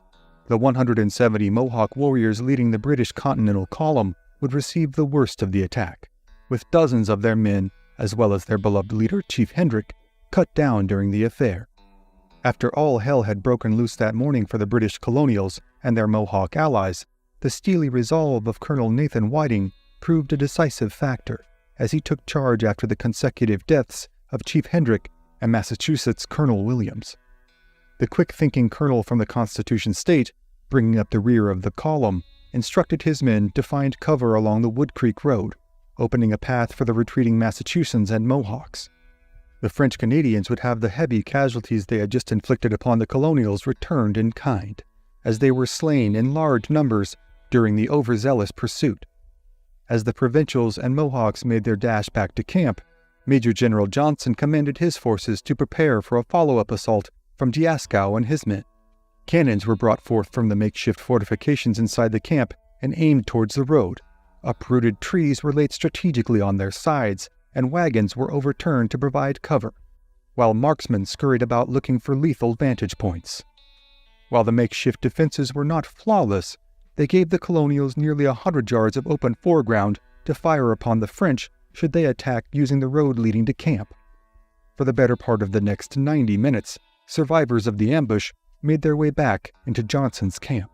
A medical tent was designated for the wounded, and a chaotic scene unfolded as wounded were tended to, and preparations were simultaneously made for a massive assault. Captain Eyre was designated command over the artillery.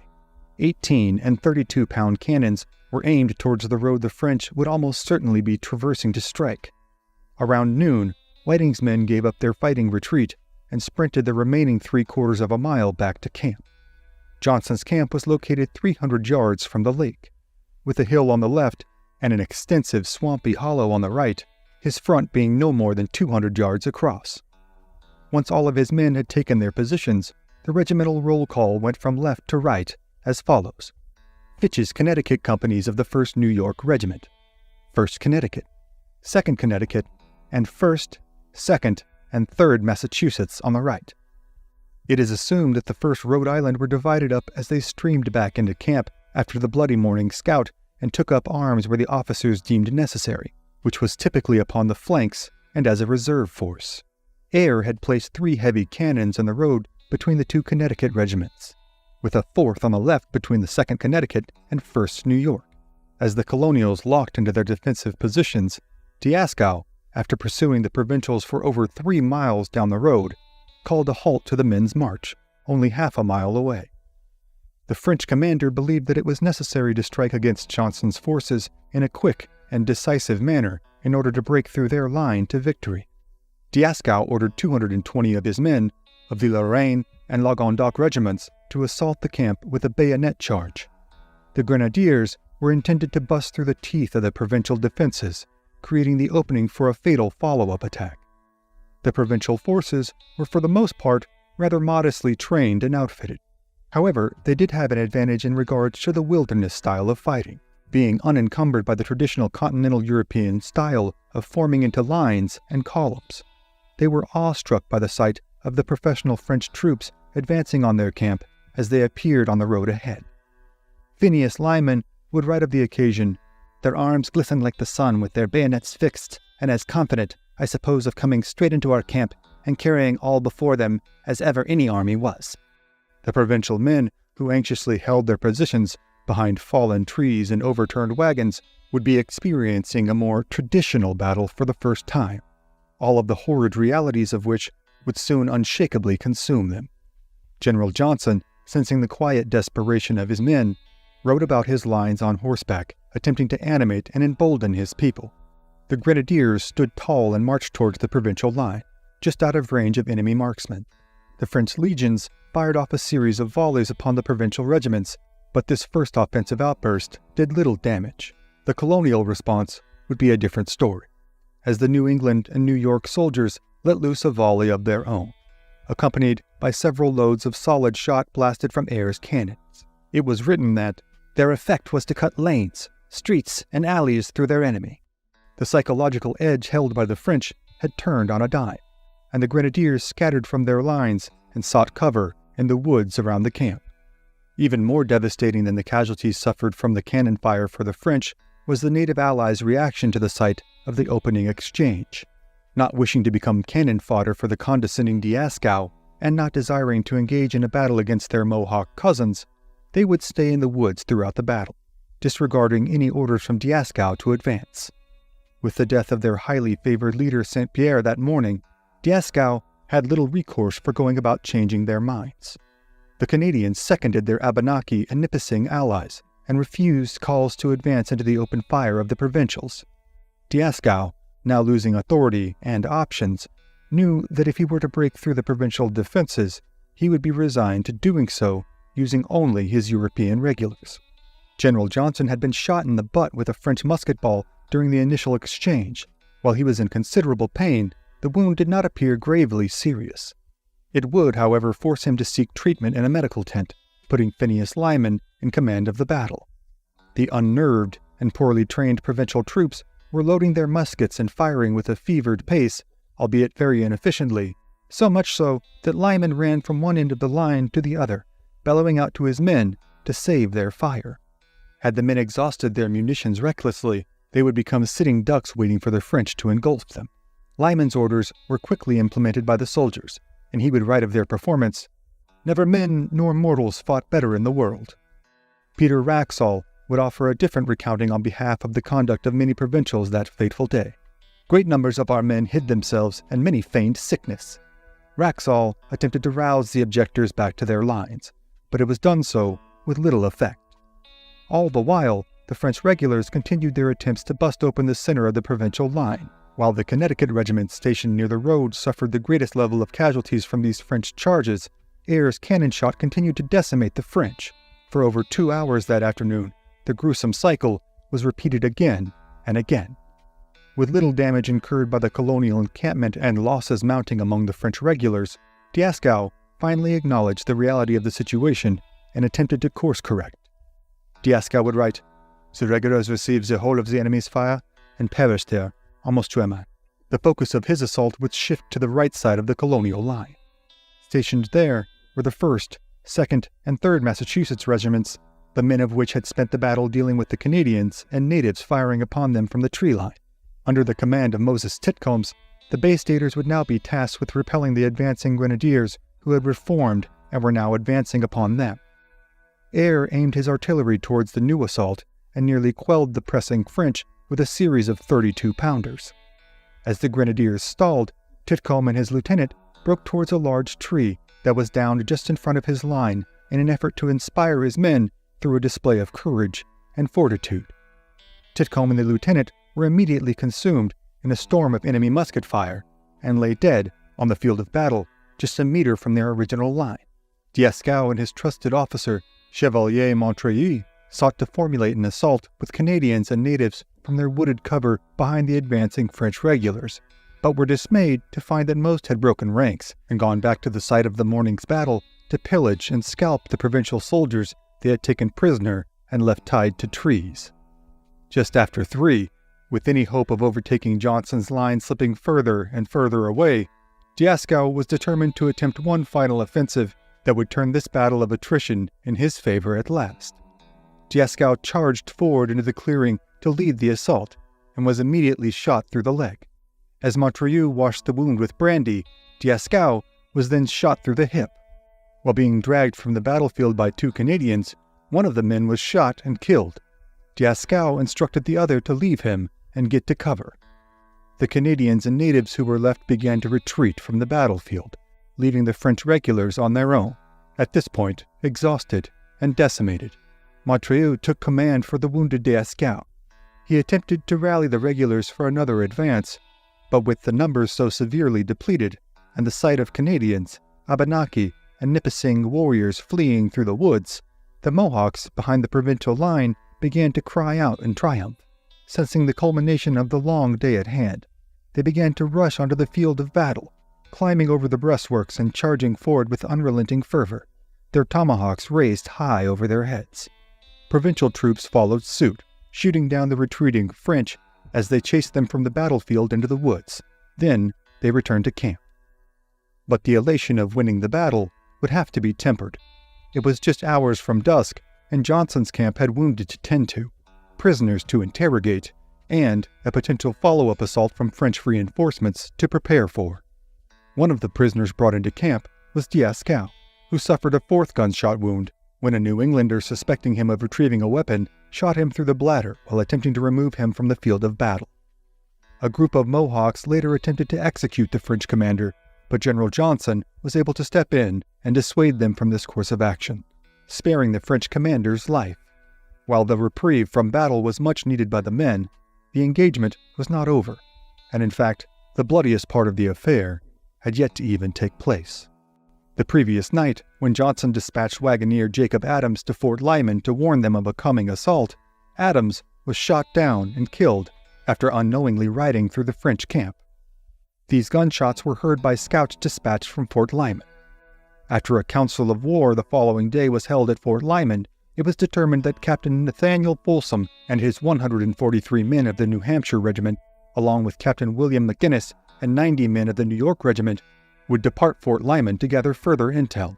While traveling up the military road, the ever-growing sound of cannon fire and muskets could be heard in the direction of Lake George. Folsom and McGinnis agreed they should forego their orders and head towards the battle, with the expectation that Johnson was under attack.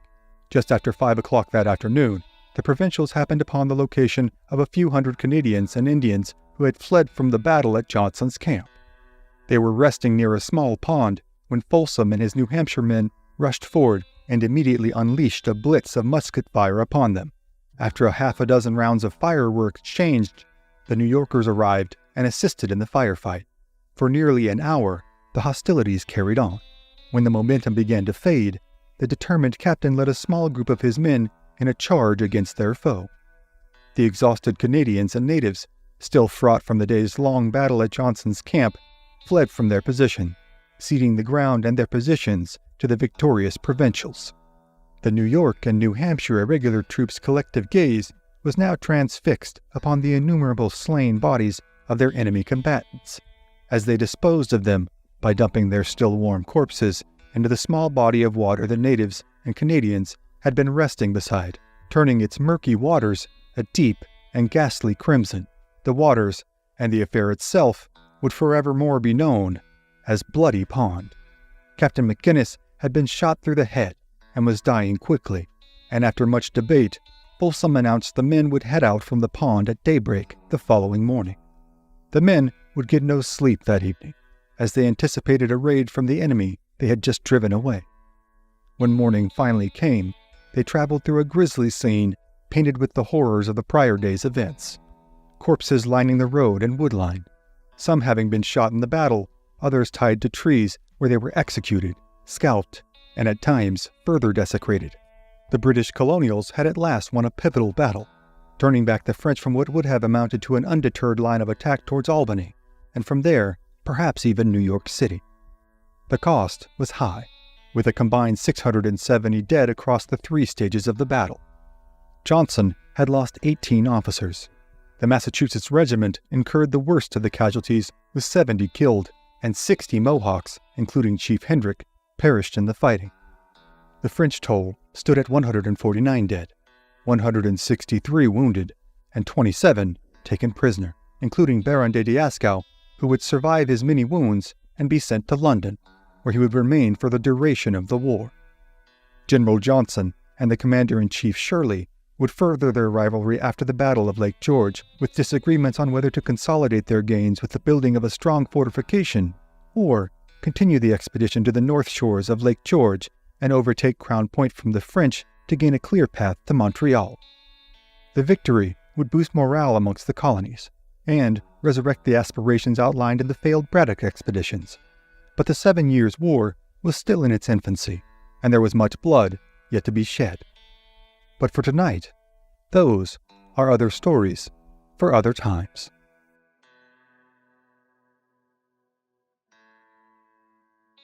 July 27, 1816. On the Apalachicola River, in the panhandle of Spanish Florida, stands Fort Negro, a former British-held enclave during the War of 1812, that is now inhabited by nearly 400 escaped slaves and their Choctaw allies. The ex-slaves, now known as Maroons, are making a desperate stand against an expeditionary force of several hundred American soldiers, Coweta and Creek warriors, and a devastating fleet of American gunboats. Under the command of Garçon, a 30-year-old carpenter who had fled from his life of forced servitude in Spanish-held Pensacola, the Maroons and the Choctaw have made a death pact. They would accept nor offer any quarter, knowing that surrender would at best be a means to return to bondage and their, quote, slave owners. They were determined to fight to the last man. After several days of intense combat, several instances of intense hand-to-hand fighting had taken place. Yet, more broadly, the battle was an encounter of artillery, with the gunners inside the fortification launching cannonballs, grape shot, and mortars towards the American forces. However, they did so with little efficacy. The U.S. gunboats achieved moderate success, but no clear advantage had been gained. This day's long stalemate had the American officers considering their options of either starving out the Maroons or ordering a far more costly assault on the fort with infantry and Coweta warriors. However, everything would change in an instant, as the U.S. gunboat 154 began heating their cannonballs in a makeshift furnace. One of the fiery hot projectiles was sent out in a volley that would end the battle at once. It cleared the high walls of the fort and landed directly in the armory. This set off a thunderous explosion that could be heard for over 100 miles. Dozens of bodies and limbs could be seen flying through the air. Men, women, and children alike, many of which had been set on fire. The American soldiers could scarcely celebrate the dramatic conclusion of the bloody affair as the humanity of the macabre scene overtook them. It has been known as the single deadliest shot in American history. More than 250 people died instantly. The U.S. executed Garçon, who had survived the blast, and then withdrew from Spanish Florida. News of the catastrophic battle quickly spread through American, Spanish, and native territories. Neamathla, the mighty Seminole leader, was furious at the destruction of the fort, and sent word to General Gaines that should his soldiers be found to have crossed the Flint River, they would face brutal attacks by the Seminole warriors. This would set in motion a series of violent escalations that came to be known as the First Seminole War, a conflict that would grip the Florida region for nearly 4 decades. Foultown was a village that had belonged to the Miccosukee Creek people, located in southwestern Georgia, just 15 miles east of Fort Scott. Chief Neamathla had already been angered by the U.S. reoccupation of Fort Scott in June of 1817. Captain Sanders Donahoe had arrived from Charleston in mid-June, and he would be reinforced by Major David E. Twiggs just a month later, arriving with his company of the 7th U.S. Infantry. The men had made an overland march from Fort Crawford in present-day East Bruton, Alabama. Their heavy supplies were shipped on the water by way of Mobile. The movement of the U.S. troops was observed with great interest by the collective chiefs that had inhabited the surrounding area. While many men were unhappy with the encroachment of the Americans, one in particular, William Perryman, of the Lower Creeks, welcomed their arrival. Perryman harbored resentment towards the Red Sticks over the fact that his brother had suffered when the fort had been burned by Tutolosis earlier that year. Perryman asked Twiggs to hold a council so that the chiefs could express their support for the United States. Major Twiggs would learn of Perryman's true motives just after the council had been held on August 4th and express his new understanding as such. Quote, "The objects of the chiefs and warriors who attended that meeting was to have a talk with the commanding officer, for the purpose of expressing their friendship to the United States and their intention of remaining at peace with the United States. I understand from another source, which at the time I deemed to be conclusive evidence of the fact, that one object of the chiefs and warriors who attended the meeting had in view was to flog in my presence the chief of Foultown, Neamathla, for his permitting his warriors to commit depredations on the inhabitants of the Georgia frontier, and afterwards stating those outrages committed by his own people to have been committed by the people of their own towns." Twiggs was surprised to be used as a vehicle for political posturing amongst tribal chiefs, but the move by Perryman was an astute, if not also dangerous one, as he so openly attempted to draw himself into the graces of the Americans. By so openly moving against Neamathla, he risked drawing himself into the Seminole leader's crosshairs. Twiggs would also discover that Perryman was not alone in his desire to admonish the Seminole, as Neamathla had also upset the first and second chiefs of Ekanachate, Ochisitalofa, and Choconicla. The meeting was delayed until 4 in the afternoon, but Neamathla would not show up for the council, blunting Perryman's desire to publicly reprimand him. Major General Edmund Gaines was reassured by the attending chiefs of a desire to live in peace with the Americans, but the tribal leaders stated they did not believe the towns of natives to the east of Flint and Apalachicola rivers felt the same. This included Neamathla's Foultown. Gaines demanded that Miccosukee surrender the warriors responsible for killing white settlers along the St. Mary's River. Major Twiggs responded to Gaines, tempering the expectations for cooperation, quote, "I have not heard a word from the Seminoles that can be relied upon, but in my opinion, they will never give up a murderer to the whites. In fact, the chief of Foultown, who was frequently among the Seminoles, told me 8 days ago that the Flint River was the line between us, and I must not cut a single stick of timber on the opposite side. General Gaines had reached the same conclusion as Twiggs, that conflict with Neamathla was inevitable, but he would make one final demand for the surrender of the warriors responsible for the killings. Capachamico said he would respond within 10 days, and the message he would end up conveying addressed the changes that had occurred in the prior years, with their cattle being driven off by the whites, 3 natives having been killed, and the displacement to their side of the river. As it pertained to the Americans' desire to capture escaped slaves, he would state, "We have nothing to do with them. They were put here by the English, and to them you ought to apply to anything about them. We do not wish our country desolated by an army passing through it for the concern of other people. The Indians have slaves here also, a great many of them. When we have an opportunity, we shall apply to the English for them, but we cannot get them now." The chief was referring to the, quote, freedom papers given to any slave that was willing to take up arms on behalf of the British during the War of 1812. Major General Gaines would forward this response to Major General Andrew Jackson at the end of September 1817. Gaines would send a second letter to Jackson on October 1st, as well as one almost identical to it that he forwarded to the Secretary of War, explaining in detail that no other recourse besides the use of force remained. However, Gaines still requested that a survey of lands be conducted to distinguish borders of the territories that had been ceded to the Treaty of Fort Jackson that ended the Creek War in 1814. The Secretary of War authorized Gaines to remove natives from lands now claimed by the United States, so long as they did not cross into the Spanish-held territory. General Gaines and his columns of soldiers from the 4th and 7th Infantry crossed from Fort Crawford to Fort Gaines upon a military road cut by Major Twiggs. From there, they carried on to Fort Scott. They arrived at Fort Scott on November 18th.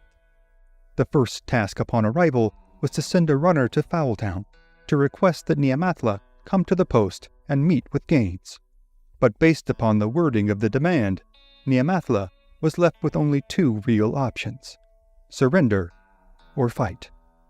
Should he and his people attempt to flee, they would still be designated as enemies of the state. After Neamathla refused to surrender, Major Twiggs put together a battalion of 250 men and then set out for Foultown on November 20th. Gaines told Twiggs not to fire upon women and children should the inevitable skirmishing occur. Twiggs and his men would cross the Flint River by boat and canoe, then turn back to the east to arrive at Foultown just before dawn. Captain Hugh Young, an Army topographer, had written a description of Foultown that curated accounts from several officers who had visited. Quote, "Foultown, the last settlement of these Indians, was 12 miles east of Fort Scott, in a tolerable body of land. They had between 30 and 40 warriors, and their chief, Neamathla, was a man of talents and courage, although, in character, they were perfidious, cowardly, and mischievous." Neamathla had not been expecting any attack to come from the U.S. troops, and no warriors had been placed to defend the settlement from a surprise incursion. Thus, Twiggs had approached Foultown completely undetected. Once the presence of the Americans had been discovered, the natives fired upon their lines. The soldiers returned fire, launching a single, lethal volley into the village. 4 Seminole warriors and a Seminole woman were killed in the opening exchange. Observing that he had been taken by complete surprise and was outmanned and outgunned, Neamathla quickly ordered the evacuation of all his people from Foultown to a nearby swamp. Twiggs returned to Fort Scott with his battalion just after daybreak. The town was not razed, but rather left intact. A letter to Neamathla from the British was found in his home.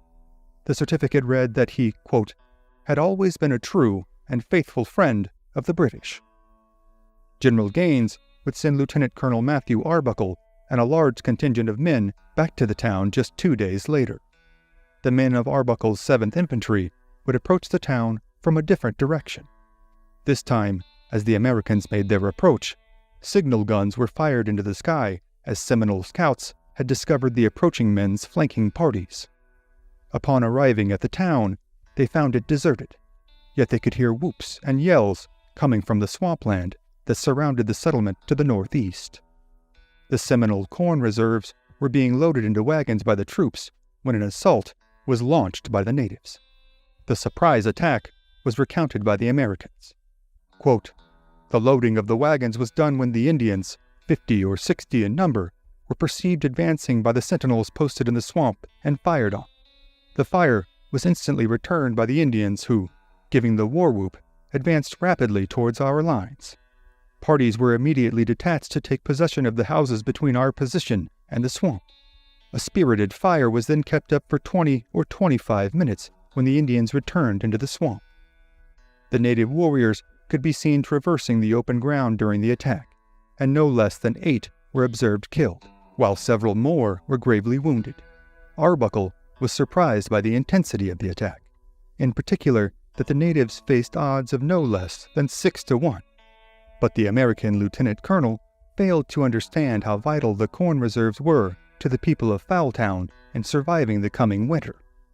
The Americans retreated from the town, and Neamathla and his warriors fled deeper into the swamp. The U.S. troops marched north to Burgess Bluff and buried their lone casualty, a musician named Aaron Hughes. There, they began construction on a new fort. Arbuckle would name it Fort Hughes, after the fallen soldier. The U.S. Army raids directed at Foultown were objective failures. They did not succeed in removing the inhabitants from the lands ceded in the Treaty of Fort Jackson or in capturing Neamathla. What the expeditions did succeed in doing was unifying the Lower Creek, Seminoles, Black Seminoles, Red Sticks, and Miccosukee together in anger at this aggression from the Americans. The natives' reprisal to the U.S. Army's Foultown overture would be one of the most horrific massacres ever carried out upon American citizens in the barbarous history of the American and native affairs. But that grisly tale, and the many battles to come in the bloody and enduring Seminole Wars, are, for tonight, other stories for other times.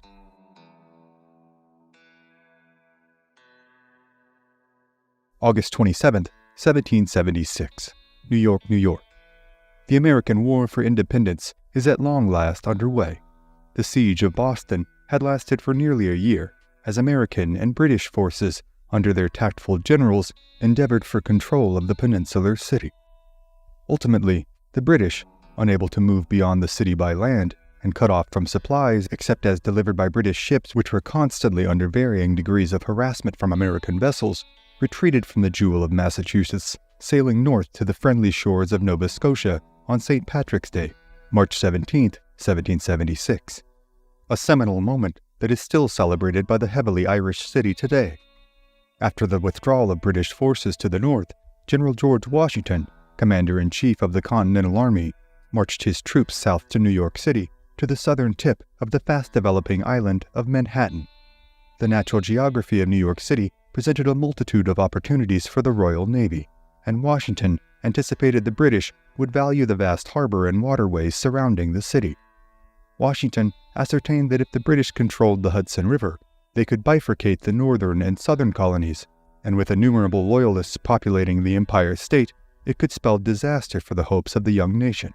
He stated, "The Tories can only wait for a favorable opportunity to declare themselves openly."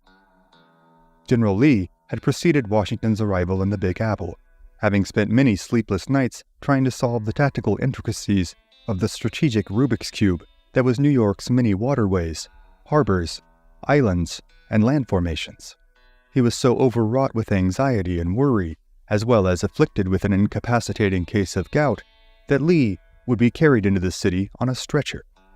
From there, he ordered artillery installations to be made at Governor's Island, Brooklyn's Red Hook, and Jersey City's Paulus Hook to defend against a British maritime invasion. Lee would profess the difficulties in defending New York to Washington in a letter. "What to do with the city I own puzzles me. It is so encircled with deep navigable water that whoever commands the sea must command the town." Both generals felt the city was indefensible should it be faced with the full might of the British Royal Navy. Yet Washington believed it would be utterly demoralizing to the troops, as well as the citizens, to simply surrender it without a fight. Prior to Washington's arrival in New York City on April 13th, the beleaguered General Lee was reassigned to Charleston, South Carolina, elevating Israel Putnam to Washington's second-in-command. As Washington toiled away in his office, maneuvering regiments, staffing officers, and delineating chains of command, he grew agitated with the administrative duties that kept him from being out in the field. He had stationed 121 cannons by early June upon Manhattan, Jersey Shore, Governor's Island, and Brooklyn, all angled to bombard approaching British vessels. The commander-in-chief also ordered the sinking of hulks into the offshore pathways and waterways the British were most likely to navigate, designed to tear into their hulls and make the other ships' approach to the city as undesirable as possible. Additionally, Washington ordered the construction of a series of strategically placed fortifications, namely Fort Washington and Fort Lee, positioned further up the Hudson with a desire to negate the British from creating a maritime passage to Canada upon the river. Fort Putnam, Fort Greene, and Fort Box were all constructed on the eastern side of the East River. These forts were enveloped by large trenches that connected them and brandished together a combined 36 cannons. While these defensive arrangements were being made, the city was gripped with a palpable sense of impending doom.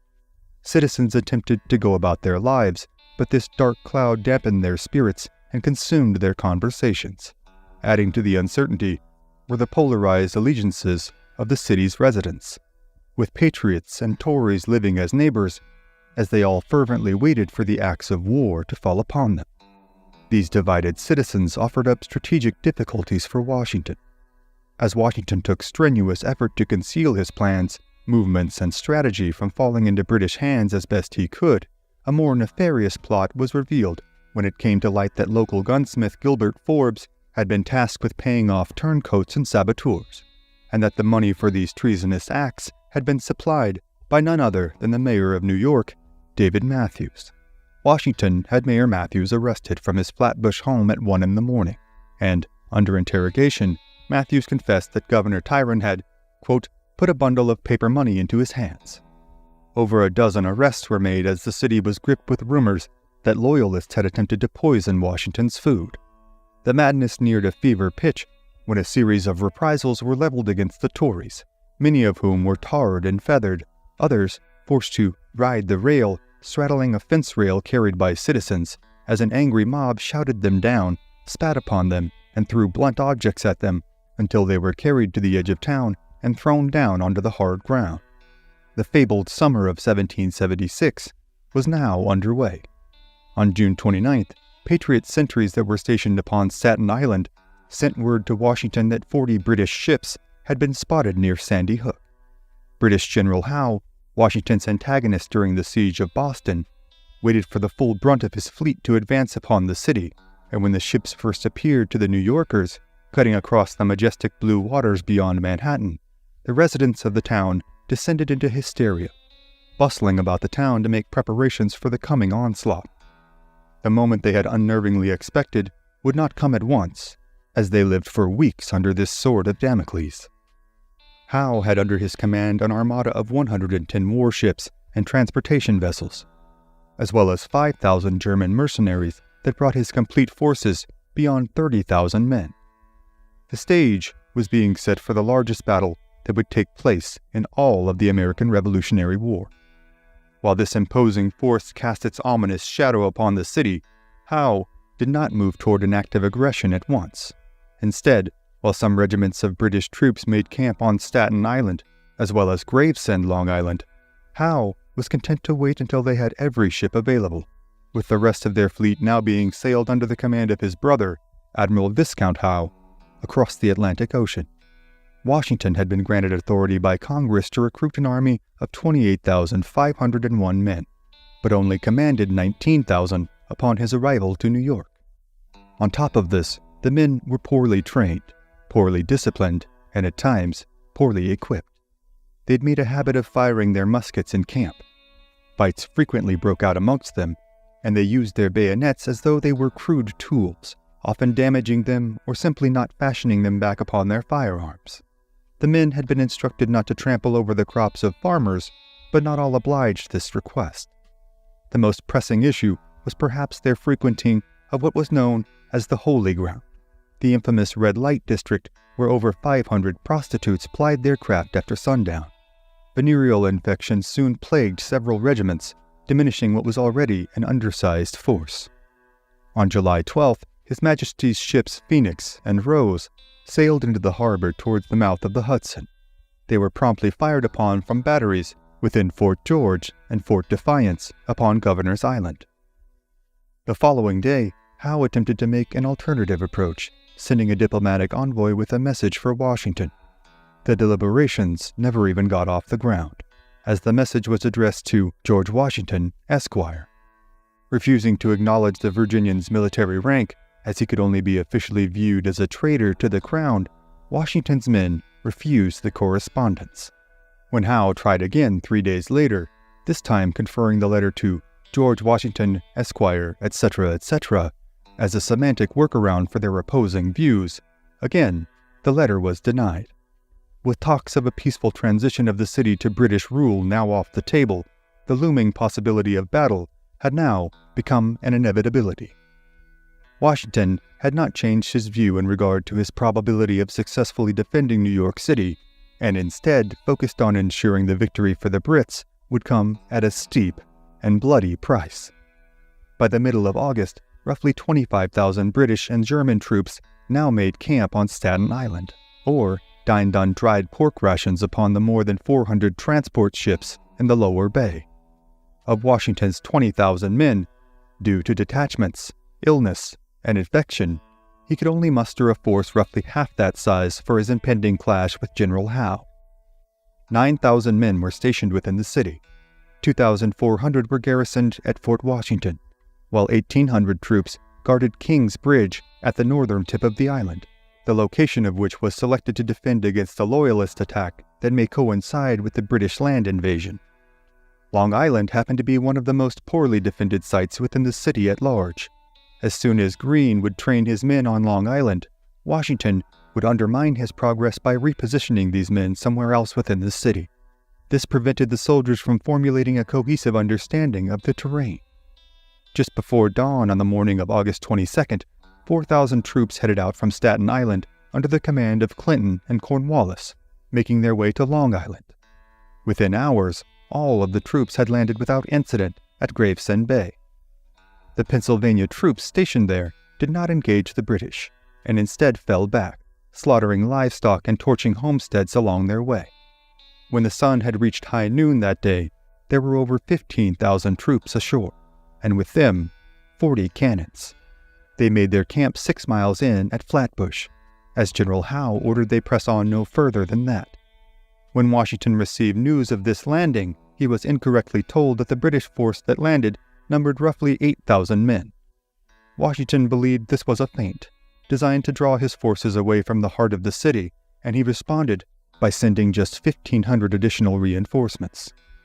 The American forces on Long Island now numbered roughly 6,000, but the force they were set to oppose had not yet reached its full capacity.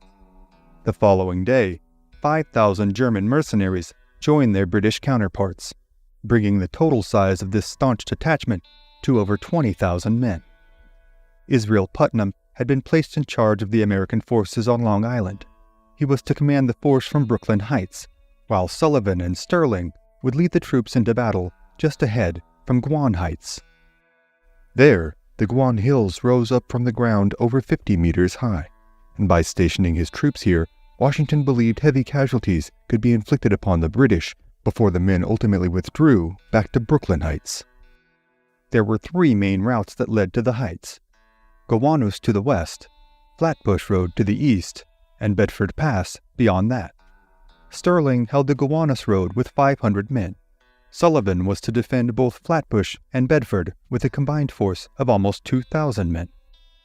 6,000 men stood back at Brooklyn Heights as a reserve force and to receive the retreat from their brethren. Jamaica Pass was treated as an afterthought, with just 5 militiamen patrolling the area on horseback. Loyalists had informed British General Clinton of this nearly unguarded path, and plans were made to send a contingent of men on a night march through Jamaica Pass to open a flanking assault upon the Americans that would coincide with the forward assault launched by the mighty force that now occupied eastern Long Island. The night of August 26th, just after 9 p.m., Clinton began his march with a mobile force of infantrymen, and to his rear, Cornwallis brought an imposing detachment of 8 battalions and 14 cannons. Some 10,000 men made the march that night, the column stretching over 2 miles long. Just before midnight, the first shots were unleashed in the Battle of Long Island, as Samuel John Atlee's Pennsylvania regiment fired upon 2 straggling redcoats near the Red Lion Inn. Clinton's movement was part of a devastating 3-pronged attack conjured by the British command to deceive, envelop, and then destroy the Continental Army. Major General James Grant would lead his Highlanders through Gowanus Road in a diversionary assault to the west of Brooklyn. Lieutenant General Leopold Philipp would march the Germans through Flatbush, turning through Brooklyn to arrive at Gowanus Heights. Howe's men would approach through Bedford towards Brooklyn, where Putnam and his defenses were stationed. This would completely ensnare the Americans stationed at Brooklyn Heights and would repel and expunge the ones stationed in the roads leading there along the way. Washington rode among his troops atop the Brooklyn bluff and commanded to them, "Acquit yourselves like men, like soldiers, for all that is worth living for is at stake." To the south of Gowanus Creek, Lord Stirling led his 1,600 men through grueling combat for 4 hours that morning, while Washington observed through a scope. As the more than 7,000 British and German soldiers overpowered them, their inevitable defeat appeared to be at once coming to pass. Many Americans retreated back down the road towards Brooklyn, and as it appeared that Sullivan would be forced to flee or face his troops being entirely cut down, an unprecedented stand was made by the men of the 1st Maryland Regiment. Under the command of Colonel William Smallwood, they anchored their defenses against the fierce diversionary attack from Grant. In an effort to hold off the advancing enemy's approach to Brooklyn Heights, the men who would come to be known as the Maryland 400 thrust themselves forward in 6 successive catastrophic line charges into the teeth of the British front. The surviving member of the 5th Company recalled the shocking ordeal. The enemy then advanced towards us, upon which General Lord Stirling immediately drew us up in a line and offered them to battle in true English taste. The British Army then advanced within about 300 yards of us and began a very heavy fire from their cannon and mortars, for both the balls and shells flew very fast, now and then taking off ahead. Our men stood it amazingly well. Not even one of them showed a disposition to shrink. Our orders were to not fire until the enemy came within 50 yards of us. When the British perceived we stood their fire so coolly and resolutely, they declined to come any nearer, although triple our number. In this situation, we stood from sunrise to 12 o'clock, the enemy firing upon us the chief part of the time. The heroic stand came at a heavy price. While numbers vary, it is estimated that over 250 of the men were cut down, with the survivors being captured and suffering an even worse fate, starved within the sordid underbellies of British prison ships and the waters surrounding New York City. Maryland adopts its Old Line State moniker from the brave undertaking these men gave forth on that late August day. Washington watched the valiant yet horrific stand made by the Maryland 400 and somberly remarked, "Good God, what brave fellows I must this day lose." The British did not want to deliver the decisive follow-up attack over open ground, fearing that they would suffer significant losses as they had under similar circumstances at Bunker Hill, and they began to dig a trench towards the Americans to advance under its cover. Washington would send for every ship, sloop, and seaworthy craft to chart the waters from Manhattan to their location in Brooklyn, and on the night of August 29th, as a handful of American militia kept several dozen campfires alight to give the appearance of a resting army, the Revolutionary soldiers made their escape from Brooklyn Heights to the heart of the city in Manhattan. The operation was blessed with a dense fog that settled into the harbor, concealing the evacuation from the British patrols. As their forward scouts noticed there were no American pickets present, they investigated further, only to discover that the standing American army had vanished from Brooklyn Heights overnight. Just as they were discovering this shocking news, General George Washington was stepping onto the final Brooklyn ferry as the last American to do so. By 7 o'clock on the morning of August 30th, all 9,000 men arrived safely to Manhattan, without a single loss of life in the exfiltration mission. Although Washington had decisively lost the Battle of Long Island, due to the stout-hearted effort of the Maryland 400 and the surviving men's daring, clandestine retreat across the New York harbor, it was assured that the upstart army of the newly independent United States of America would live to fight another day. And fight they would. But the subsequent battles of the enduring war of attrition for the soul of America are for tonight, other stories for other times.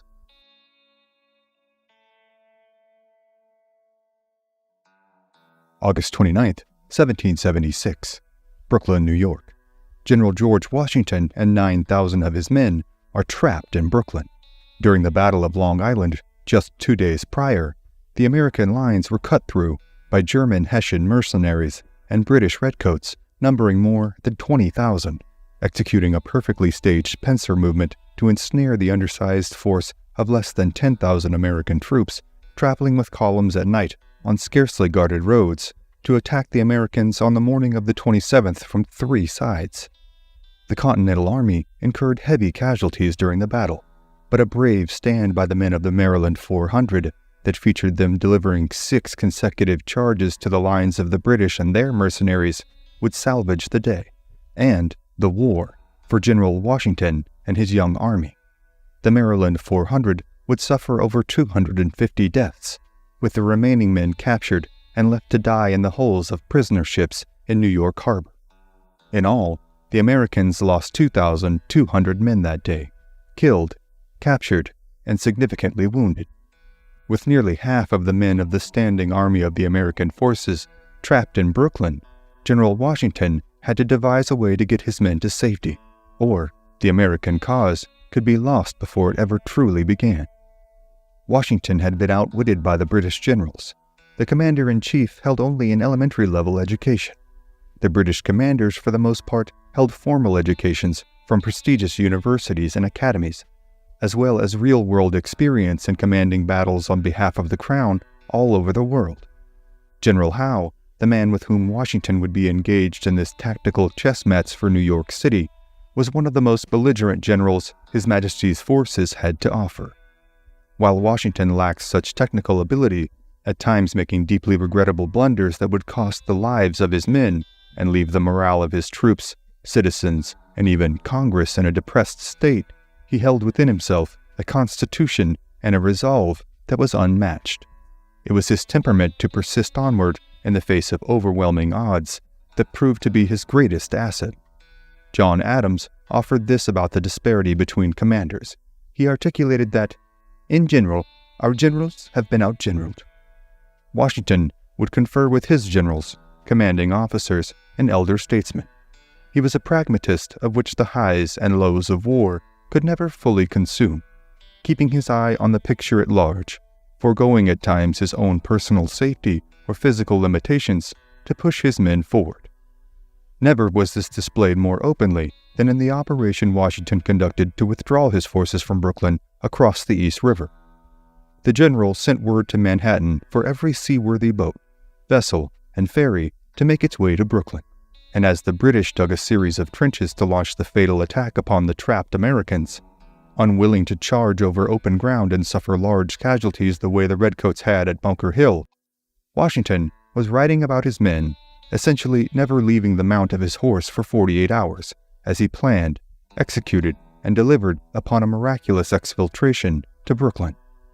As the advanced scouts of the British laid eyes on the empty, smoldering campfires of the field that had just hours before been inhabited by thousands of American soldiers, George Washington was in that same moment the last American to step on a boat, heading safely across the river to Manhattan without a single man lost in the cunning escape.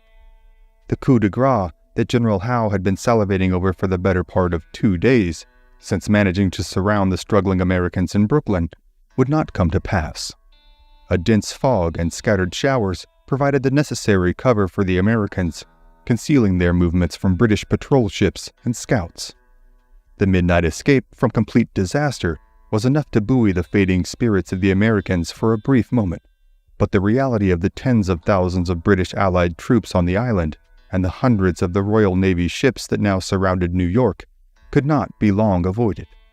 The summer of independence had captured the hearts of the patriotic citizens of New York City as they celebrated the signing of the Declaration of Independence, toppled a statue of King George, and tarred and feathered their loyalist Tory neighbors. Yet this dream of freedom was now turning into an abject nightmare. Upon seeing the condition of the American troops upon their return to Manhattan, word spread through the city of the dire circumstances the colonials were now faced with. The condition of the men was so poor that New York resident Reverend Ewald Sheworth would write, "The sight of the scattered people up and down the streets was indeed moving. Many looked sickly, emaciated, cast down, etc. The wet clothes and tents were lying about before the houses and in the streets to dry. In general, everything seemed to be in confusion." Desertions were rampant, numbering between a handful of men to over 100 every day. Militiamen left in droves. Washington knew that New York City was indefensible. With the British Navy controlling every waterway, harbor, and river surrounding the city, there was no way the Americans could stage a sufficient defense of the island.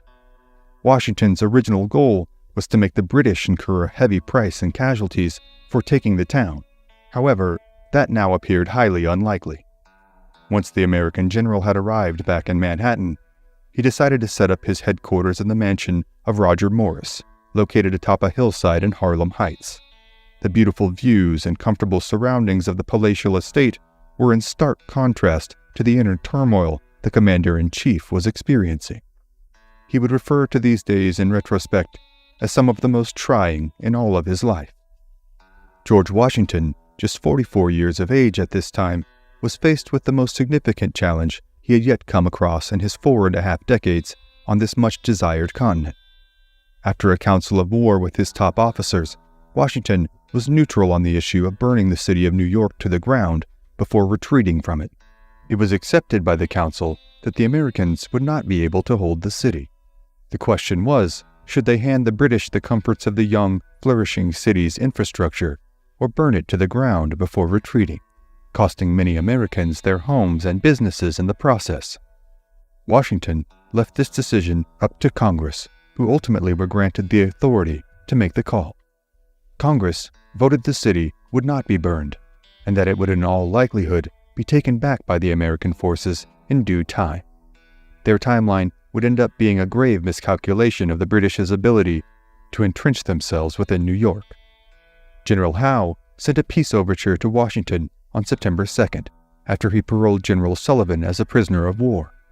Washington was unmoved, as he would write, "Lord Howe had nothing more to propose than that, if we would submit, His Majesty would consider whether we should be hung or not."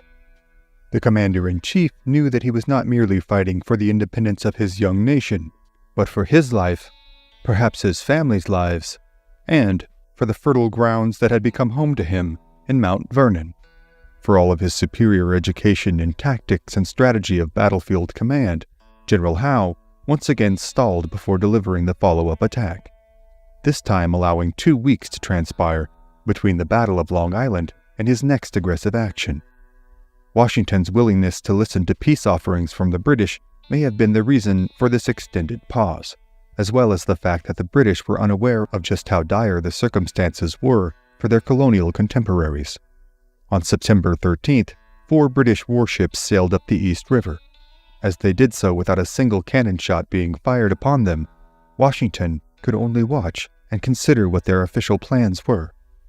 The ships arrived outside Kip's Bay, a small inlet on the eastern shores of Manhattan, and on the morning of the 15th, flatboats left off Long Island and began rowing towards the inlet under the covering fire of a cannonade from the warships.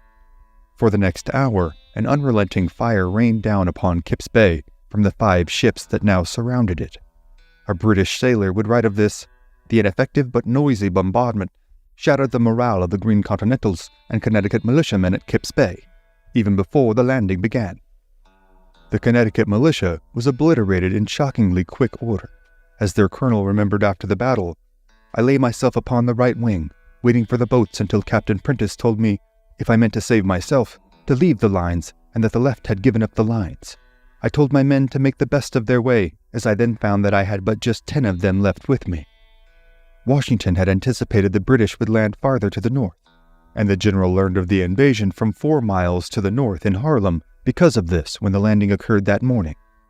Washington rode towards the landing and met up with Brigadier General Samuel Holden Parsons and his 1,000 Continental reinforcements along the way. They rode together up Murray Hill. Unbeknownst to them, a vanguard of British grenadiers was ascending the opposite side of the hill. There was a post road with a stone wall bordering it that ran along the crest of Murray Hill that was scarcely defended by the Massachusetts militia. Once Washington realized the British grenadiers were advancing upon them, he ordered Parsons' men to take the walls, as well as line up within the cornfield on the hill. As they struggled to organize the men, militia from the shoreline defenses sprinted up through the cornfield, casting their weapons aside and fleeing in desertion. This was then replicated by the Massachusetts soldiers. The stories of Washington's reaction to the embarrassing and chaotic display have become the stuff of legend. While it's estimated that some of the accounts of what the commander-in-chief did in the aftermath of this are embellished, the basis of all of them surmise that he was colorfully animated and that he snapped his pistols and even caned some of the officers who failed to prevent the desertion from happening. Washington famously threw his hat upon the ground and cried out, "Good God, have I got such troops as those?" The apoplectic general was merely 80 yards from the advancing enemy as this occurred, and had to be physically removed from the battlefield by his aides. As the rout of the Americans continued, British and Hessian troops took great liberties in the conquest of their colonial foes. Over 50 Americans were killed, and another 300 were captured. The invading force even took to bayoneting many of the surrendering men, furthering the insult to their humanity by mutilating their bodies. In one instance, they took to beating a British sailor they mistook for a surrendering militiaman, almost to his death, before a British general intervened. One of the Hessian mercenaries even severed the head of a colonial rebel and stuck it atop a pole rising out from one of the entrenchments. By the afternoon of September 15th, Howe had successfully landed over 13,000 troops on the island of Manhattan through Kip's Bay. The British general had decisively won the battle of the poorly defended bay, and from there took command of Murray Hill, overlooking New York City from the east. Again, General Howe failed to follow up a successful assault with an immediate attack that could have severed the spine of the American forces once and for all. Just a couple of blocks away, most of the American troops had retreated into the streets of Manhattan. Had this exhausted, demoralized, and defeated force been faced with the brunt of Howe's men that day, the tide of the war could have forever been shifted. Instead, because of his hesitation, waiting for the rest of his men to arrive ashore before advancing, he allowed Washington the opportunity to stage another critical retreat, buying the Americans precious time. Washington ordered General Putnam to evacuate the remaining men as quickly as possible. Putnam ordered the men to abandon their heavy artillery and move north along the Hudson shore, where 3,500 would reach the safety of Harlem Heights. Now, with nearly a quarter of his troops lost, Washington, still fuming over the performance of his men that day, would have to stabilize his forces and make a vital stand against the British at Harlem. There would be little time for them to prepare before General Howe unleashed the fury of the King's men upon the Americans once more in the Battle of Harlem Heights. But for tonight, that crucial battle is another story for another time.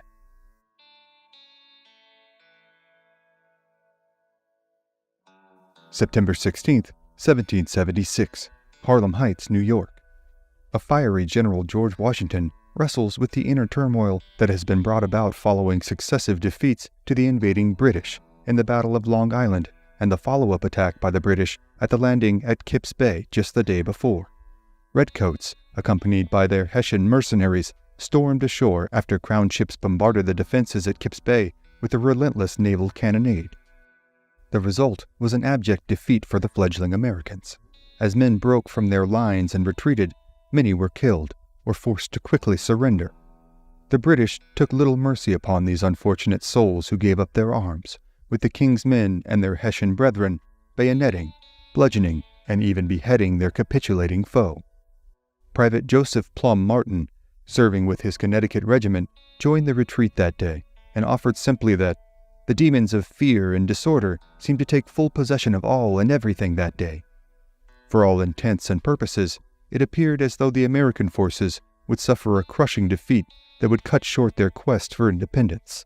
As the militiamen and Continentals retreated to the confines of Lower Manhattan in their squalid and dejected condition, General Howe had the opportunity to advance upon them, trap them on the tip of Lower Manhattan, and drive them into the river with tens of thousands of royal soldiers.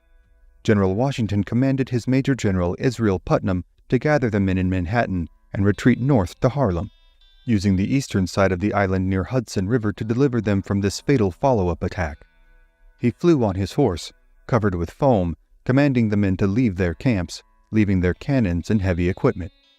3,500 Continentals left Manhattan at 4 in the afternoon and arrived in Harlem by nightfall on the 15th of September. The exhausted, demoralized, and yet still persisting American soldiers made their camp that night at Harlem Heights, often with little but the shirts on their back as they had left their baggage and cargo behind in their hastily made march from the city, their clothes soaking wet from thunderous evening showers that rained down upon the last leg of their journey. Loyalists celebrated as the Americans withdrew from the city, some even exacting revenge upon their patriot neighbors, and raised the Union Jack over the governor's fort, crying out, "God save the King." They then trampled underfoot and burned the Grand Union flag. General Howe, content with the success of the day's land invasion, gathered his men atop Murray Hill to assess the situation and await the rest of his arriving forces coming ashore through the now British-controlled Kipps Bay. Washington had struggled internally with the poor execution of duty of many of his men during the struggle of New York City. This is not to say the Continental Army wasn't replete with individual acts of selfless bravery and units such as the Maryland 400, who sacrificed their lives to the Americans' cause of liberty, but the composition of the American military during this time was one that guaranteed that a constant rotation of green troops would employ the bulk of the rank and file. With most enlistments lasting only 12 months and desertions high, just as Washington had trained his men and they had achieved significant battlefield experience, their tour of duty would come to an end, and thus a new batch of recruits would be brought in, starting the cycle over. Washington had written a wordy composition of these precarious circumstances to Congress on September 8th. The broad letter can be best summarized with this single sentence held within it. On every side there is a choice of difficulties, and every measure on our part to be formed with some apprehension that all our troops will not do their duty. The Commander-in-Chief would be even more forthcoming about his sentiments during this time in a letter penned to his cousin, Lund Washington, now the caretaker of Mount Vernon. In short, such is my situation that if I were to wish the bitterest curse to an enemy on this side of the grave, I should put him instead with my feelings, and yet I do not know what plan of conduct to pursue. I see the impossibility of serving with reputation or doing any essential service to the cause by continuing in command, and yet I am told that if I quit the command, inevitable ruin will follow from the distraction that will ensue. In confidence, I tell you that I never was in such an unhappy, divided state since I was born. For all of this internal strife, Washington had endured. He maintained an outward appearance as a dedicated and enduring leader to the men under his command. Uncharacteristically for him, General Howe left the Continental General little time to ruminate on the American rout at Kipps Bay. Washington had positioned his men in a series of entrenched lines extending north from the Hollow Way, a small valley near what is present-day 125th Street, reaching as far back to what is now 160th Street. The first line was commanded by General Greene, where he had with him 3,300 troops. The fatigued men of General Putnam's brigades lay a half-mile behind them, and the rest were positioned further to the north, near Fort Washington and King's Bridge. Just before daybreak the morning following the disaster at Kipps Bay, on September 16th, George Washington sent Lieutenant Colonel Thomas Knowlton and his New England Rangers south through Hollow Way to scout the British positions, which were expected to be near Bloomingdale, next to the Hudson River. After sending this detachment, Washington began a report to Congress that articulated the disastrous events of the previous day. As succinctly and optimistically as he could, he then detailed his position within Harlem Heights, confidently asserting, "The enemy would be met with a defeat in case of attack, if the generality of our troops would behave with tolerable resolution." He then went on to temper any expectations by adding, "Experience, to my extreme affliction, has convinced me that this is rather to be wished than expected." Washington had not offered the last stroke of his pen upon the parchment when he was interrupted with news that the British were moving on the American positions in 3 columns. Washington ordered Major General Joseph Reed to investigate at once. As Reed rode out past the American lines, he discovered that the sizable British force described in earlier reports was misguided, and that the actual numbers were far fewer. Then, he witnessed Knowlton's Rangers exchanging fire with the enemy. The Rangers had made it just a mile south that morning before coming into contact with British pickets, where the Crown soldiers opened fire on the New Englanders, which alerted a small contingent of light infantry redcoats to come forward and reinforce the pickets. As the number of men in the skirmish tipped in the redcoats' favor, Knowlton executed a fighting withdrawal and fell back behind a stone wall, where they poured a continuous fire upon the British. The British would continue to advance, forcing the Rangers to give up their position and dash back towards the American lines. They had gone toe-to-toe with some of General Howe's most revered troops, including the notorious Black Watch of the Royal Highlanders 42nd Regiment. While the Rangers had engaged their foe admirably that morning, the sight of Americans in retreat was becoming a rather familiar one for the newly arrived British soldiers. As Knowlton's men made their exit, the pursuing British light infantry sounded their bugle horns just as they would customarily do after a fox chase. The audacious act had roused the proud yet demoralized Americans. Eager to show they were not just a tepid animal to be scattered about, Washington had designs on exactly how to claw back some respect from the antagonistic British and elevate the dwindling spirits of his men. The redcoats had advanced upon the Americans in a way that had overextended their lines, leaving them vulnerable to counterattack, and Washington had every intention of making them pay for their hubris. The American general ordered 150 volunteers from the Brigade of Massachusetts and Rhode Island troops to attack straight at the advancing British. This movement was designed as a feint to keep the redcoats fixed in place. While this exchange was taking place, Washington ordered Knowlton's Rangers and 3 rifle companies from Major Leitch's 3rd Virginia to swing around the British, then attack them from the rear. Washington stated of this bold endeavor, "I formed the design of cutting off such of them as had, or might, advance to the extremity of the wood." The commander-in-chief's plan would ensnare the highly regarded British regiments, cutting them down to a man as they closed ranks upon them. As the Americans of the forward feint passed into the hollow way, the redcoats took the bait and moved further into the open. The British ran to and fro, from fences and rocks, positioning themselves to receive the colonial assault. But once the American column surprisingly came to a halt, the British began to advance on them in small parties. Under strict orders, the Americans were to hold their fire, but when the Crown troops were just 250 yards from their line, a young, green officer nervously let off a shot from his musket. Colonel Whedon of the 3rd Virginia cried out for the men to hold their fire, but his words were muffled by the sounds of the rest of the American troops following suit, and they unleashed a scattered volley upon the various bands of British troops. The effect was such that it preoccupied the British for the better part of the next hour, and allowed Knowlton's Rangers to circle around the redcoats on their right, but their trajectory delivered the force not to the direct rear of the British, but to their immediate flank. The fatal impact of the attack had been diminished by the miscalculation, yet it still delivered one of the greatest American offensive moves the young war had seen yet to date. Knowlton led his men in a charge of the enemy, with the Rangers unleashing a vicious fire. In this opening exchange of the surprise attack, Leitch was struck twice with British musket fire. He stayed on his feet and valiantly urged his men forward. A 3rd shot brought him to the ground, and he was carried from the field, in agony and mortally wounded. Knowlton would then be struck by a musket ball that tore through his lower back and dropped him to the ground. Captain Stephen Brown would come to his aid, asking the colonel the severity of his wound. Knowlton confirmed its significance, but stressed, "I do not value my life if we do but get the day." Knowlton was carried to the back of the line. Joseph Reed placed the leader of the Rangers upon his own horse. It was clear to Reed he had suffered a mortal wound, but he remembered of the colonel. When gasping in the agonies of death, all his inquiry was if we had driven in the enemy. Within the hour, Lieutenant Colonel Thomas Knowlton was dead. The multi-front attack had left the British reeling, and sensing that victory was at hand, Washington sent forth more troops to the fight. Regiments from Maryland and Connecticut arrived to the front lines, then at once delivered a ferocious attack upon their cross-Atlantic adversaries. Though they were relatively green soldiers, they had no qualms in taking full advantage of being on the upper-handed side of a battle at long last.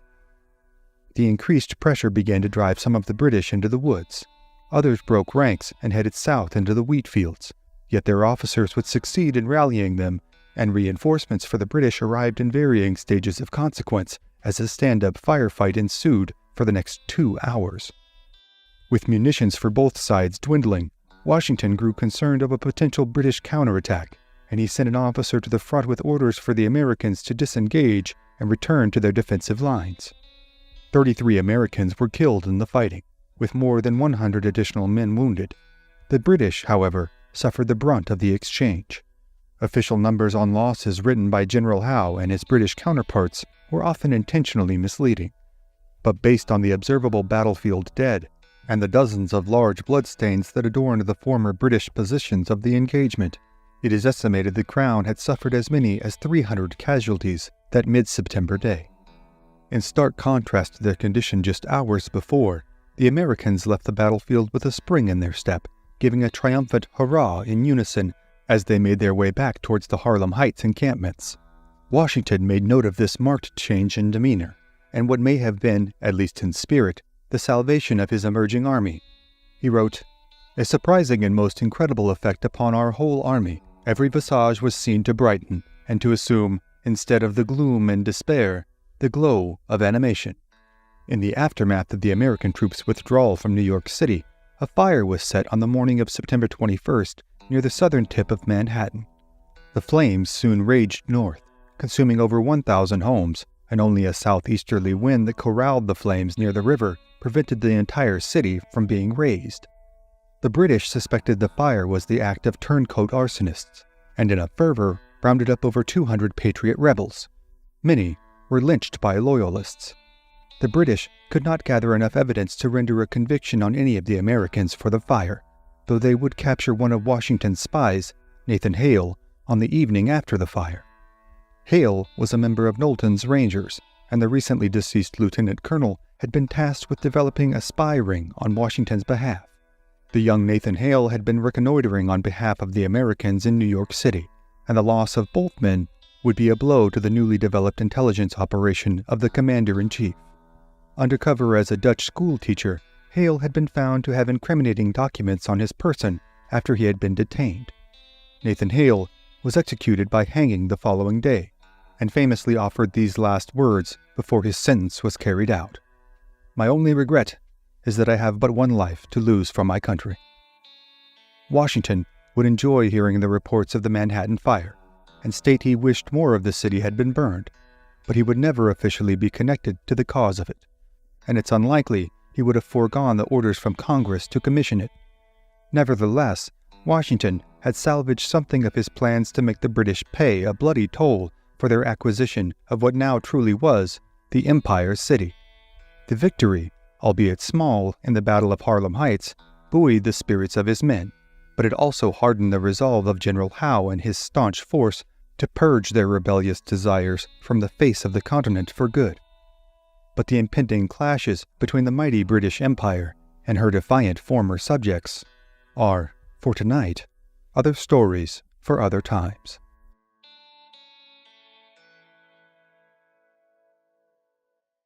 Late September 1776, Harlem Heights, New York. Commander-in-Chief George Washington of the upstart Continental Army has just secured a critical battlefield victory in a clash against the notoriously stout Black Watch Highlanders and their redcoat compatriots. It was a much-needed reprieve from the successive losses the Americans had suffered against the British Empire that summer. With significant losses at the Battle of Long Island and Kips Bay, control of New York City had fallen into the hands of King George III once more. As Washington miraculously managed to elude total defeat in the twilight of both battles, General Howe marched his troops north to Harlem Heights to expel the rebel colonists from New York City proper for good. A daring tactical move by the American general, led by Lieutenant Colonel Thomas Knowlton of the well-stocked New England Rangers, saw the colonial forces drive forward into the advancing British, then take their flank with an attack circling the Rangers that inflicted heavy casualties upon the British before Washington pulled his forces back as munitions grew sparse for both sides.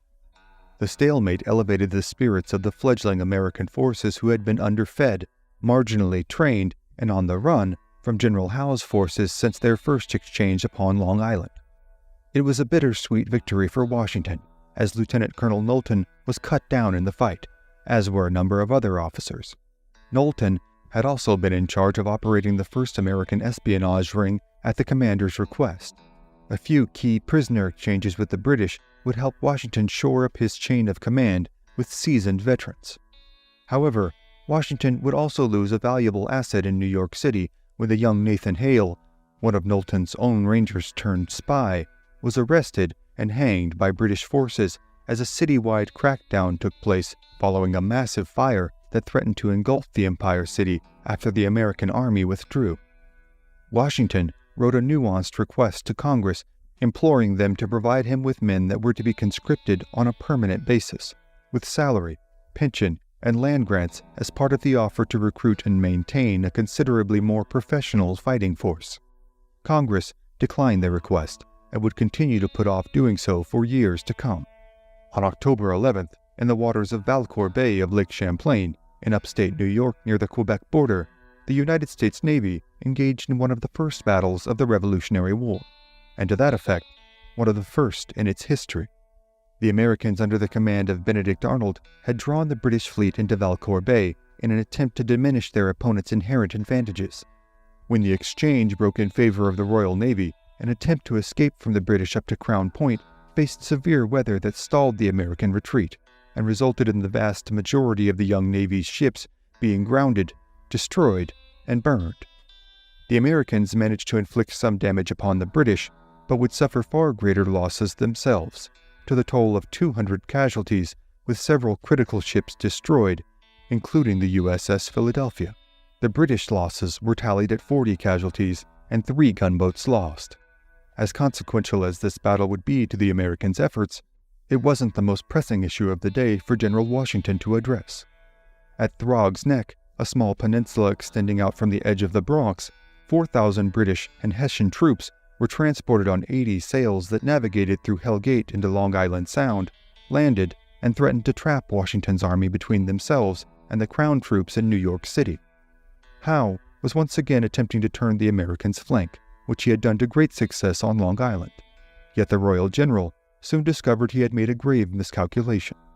The terrain consisted of thick marshes that forced the Crown troops through 2 bottlenecks with stone fences lining the nearby roads. The lands were highly favorable to American defensive positions, with a colonial officer stating to Washington, "I think if they are well lined with troops, we can make a considerable slaughter, if not discomfort them totally." Washington would manage to halt the invading force with just 2,000 of his men. This action served as a much-needed dose of reality for the American commander, rousing him to the notion that Howe was actively moving to cut him off from an exit path out of Harlem. On October 16th, Washington convened a council of war in his Harlem Heights headquarters in the Morris House. The main army would head out the next day for White Plains to the north, with a meager garrison of 1,200 men left behind to man Fort Washington upon the Hudson River, with the tall task of holding the fort while preventing the passage of British ships. On the 18th, 3 miles north of Throg's Neck, thousands of British soldiers came ashore. Had Washington waited just 2 days longer, he would have been enveloped by the British. Now that he had escaped once again, however, General Howe did not give chase. Then, on the 21st of October, the Crown troops advanced into New Rochelle, in Westchester County. The main contingent of the Continental Army arrived in White Plains on the 22nd, with Washington setting his headquarters at the Elijah Miller House, a 600-acre farm located 2 miles north of town. Washington set his defensive lines at White Plains extending out across a 3-mile line, bookended by a lake on the left and Chatterton Hill on the right. This 1-mile ridge held the key to the entire American entrenchment. Dense trees lined the southern end of it, and the Bronx River ran just below. Washington, by some glaring lack of foresight or tactical misstep, did not put any fortifications upon the hill, instead stationing several hundred militia upon it, of which he had desired to remove from the main body of troops due to behavioral concerns brought upon by their juvenile predispositions, and then had neglected it thereafter. The commander-in-chief had failed to even explore the grounds at large of White Plains until the morning of the battle. As Washington finally engaged in an eyes-on inspection of the lines on October 28th, the House vanguard were spotted by his skirmishes. The general rode atop Chatterton Hill. His second, Charles Lee, pointed to the north, stating that was the preferred ground they should be positioning themselves within. As Washington and Lee began to trek towards the site, they were called after by a light horseman. "The British are on the camp, sir." Washington turned about and said, "We've now other business than reconnoitering," then dashed off towards camp at full gallop. Upon arriving at the center of the line, he informed his officers in a cold and direct manner to take their respective posts and do the best they could.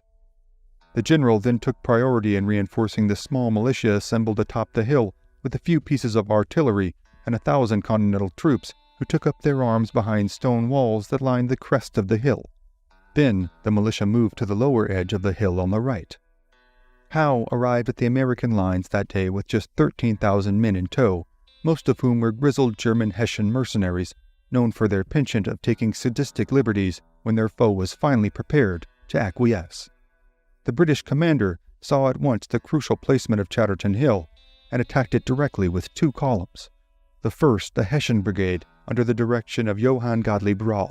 They held their fire and charged upon the militia lining the extreme right of the hill. They expelled the colonists from their position with relative ease, then carried on for the crest of the hill.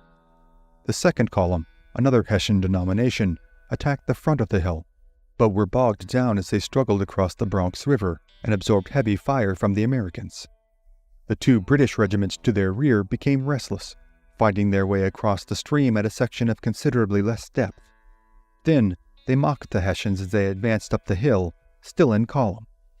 The halted Hessians could only watch as the advancing British line was met with a heavy assault of grape shot. Yet they persisted in spite of their substantial losses, and in due time the Hessian professionals were advancing in support of their rear. The Maryland regiment then attacked downhill, attempting to scatter the surging column, but amidst the chaotic melee, they could not organize themselves into an effective offensive force, and were scattered about. Still, the artillery of the Americans inflicted further punishment. The legend of Sleepy Hollow is drawn from the lore of this battle, as tales of a Hessian cavalryman beheaded by a cannonball that was seen still galloping up the ravine were spread by Americans. In a reversal of fortune for the colonials, the British artillery then went to work upon them in devastating fashion. A member of the Connecticut regiment recalled bearing witness to the work of just one projectile. A cannonball cut down Lieutenant Young's platoon, which was next to that of mine.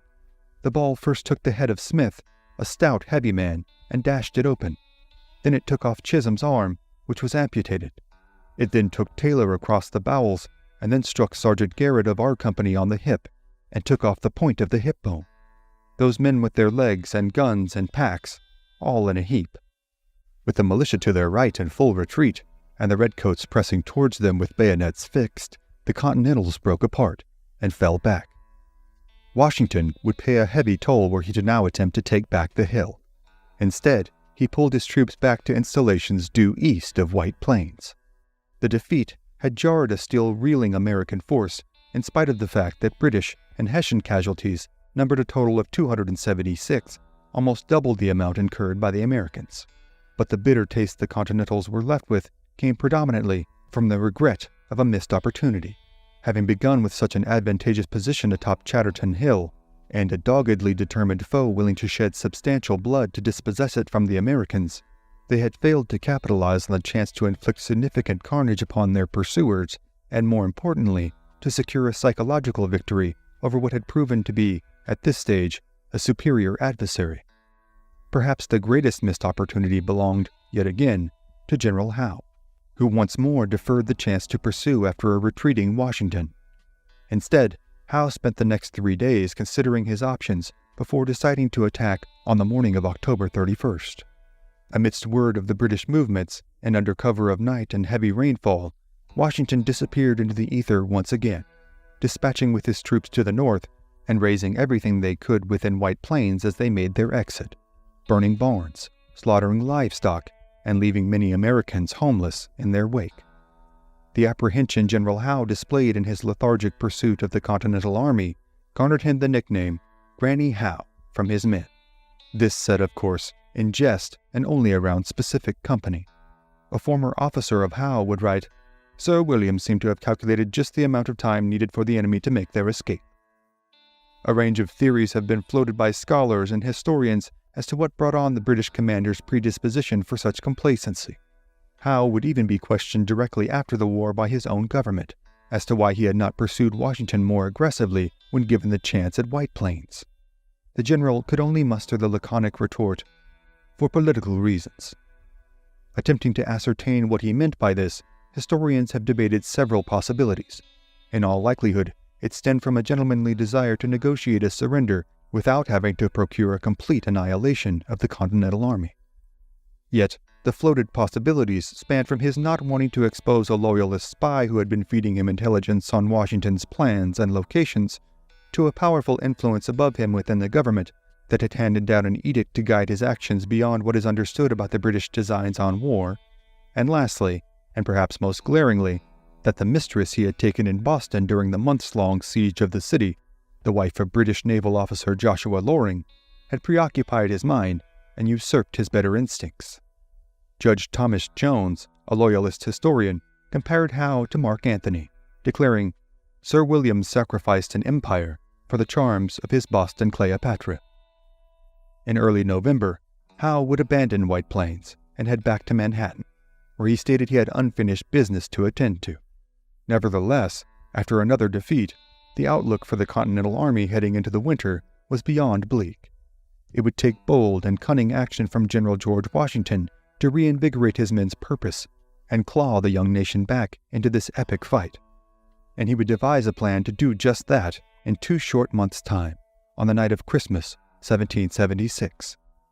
But Washington's fabled crossing of the Delaware is, for tonight, another story for another time.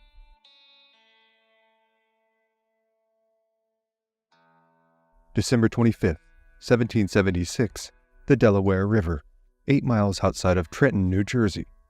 General George Washington, fraught with a terrible consternation not only about the treacherous night mission he was now undertaking, but with the whole of the revolutionary desires of the young nation whose future he had been entrusted with preserving.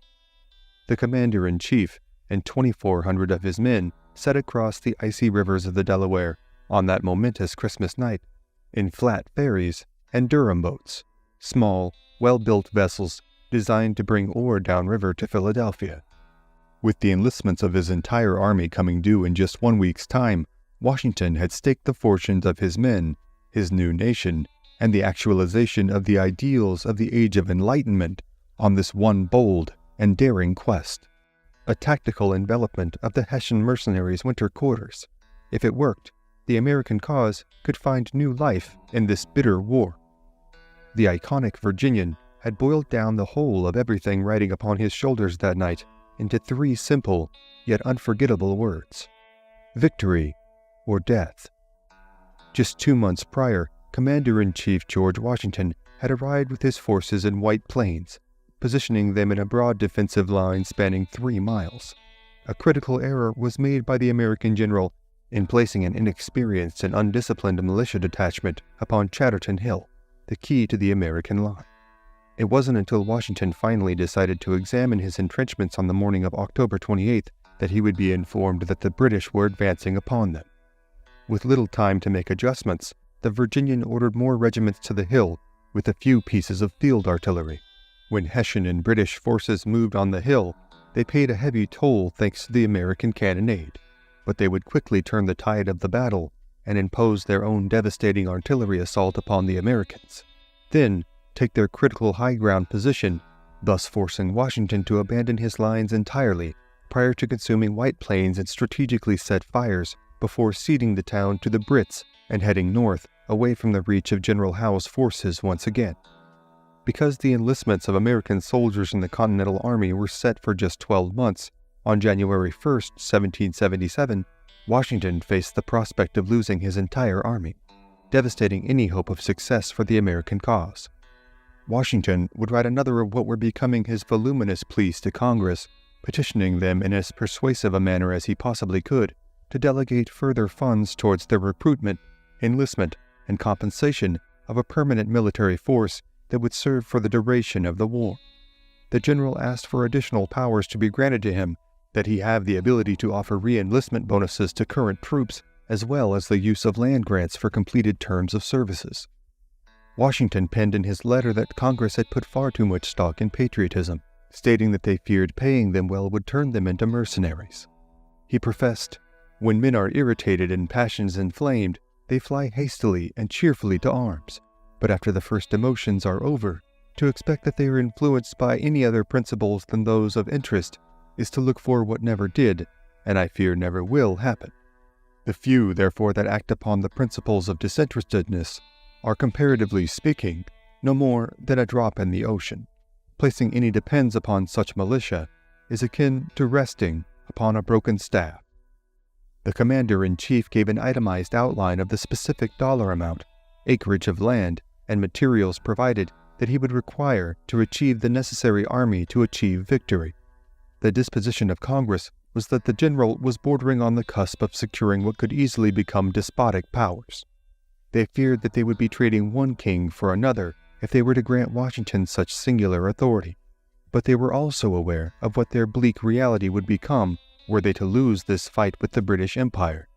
They settled on adorning the Virginian with some of his requested powers, including the ability to offer bounties to encourage re-enlistments to selected men, but the abilities were given for terms of just 6 months.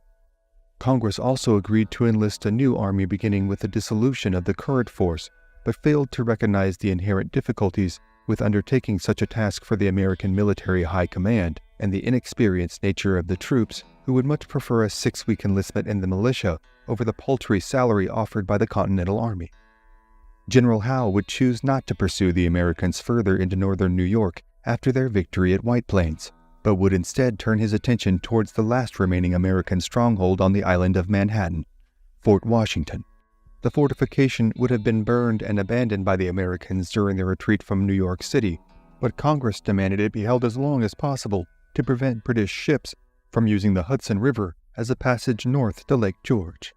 This gave them command of the waterways that could effectively sever New England off from the rest of the nation. The twin forts of Washington and Lee, set across from one another on either side of the Hudson, had been designed to keep this disastrous possibility from coming to fruition. Yet their inability to prevent 3 British ships from passing to the north proved how ineffectual they truly were. Washington would write to Greene on November 8th, "If we cannot prevent vessels from passing up, and the enemy are possessed of the surrounding country, what valuable purpose can it answer to attempt to hold a post which the expected benefit cannot be had?" Washington did not order Greene to evacuate his position at the fort, and Greene would dismiss the concerns the commander-in-chief had expressed, citing a failed attempt to overtake the barriers of the fort on October 27th. The American general arrived to inspect the fort of his namesake on November 12th, and spent 3 days analyzing the men, the structure, and the readiness they held for what would be an inevitable siege attempt by the British. Washington would cross the river and stay at Fort Lee on November 14th, and while he slept, 30 British boats rowed north up the Hudson, past the American fortifications undetected, then entered the Harlem River to the north of Fort Washington. The British general had delivered a message to Greene from King's Bridge. With an incendiary tone, he ordered immediate and total surrender, or face every man being put to the sword. Greene was given just 2 hours to give his answer. He would tell Washington that the troops are in high spirits and they would make a good defense. The attack began on November 16th, just after 10 o'clock that morning. A coalition of more than 5,000 British and Hessian troops converged upon the fort from 3 directions. The Americans fought hard. Washington was present within his namesake fort while the attack on the exterior defensive entrenchments got underway. Initially, he felt hope that they would endeavor to repulse the enemy and hold the fort. A German Hessian mercenary would recount the devastating effects of the American rebuttal they endured in the early stages of the battle. "Before us, beside and behind us, we saw our unfortunate comrades lying beside and upon one another.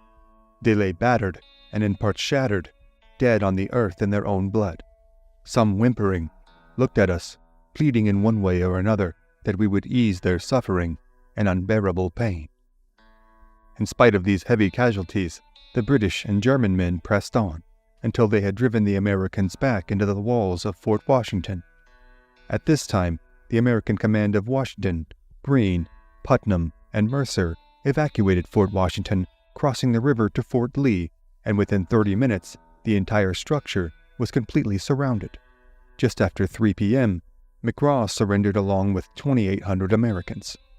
Aside from the abhorrent conditions the Continentals would now be subjected to, with many bludgeoned by their German captors, the loss of nearly 3,000 men that day was an astounding failure that directly fell on Washington.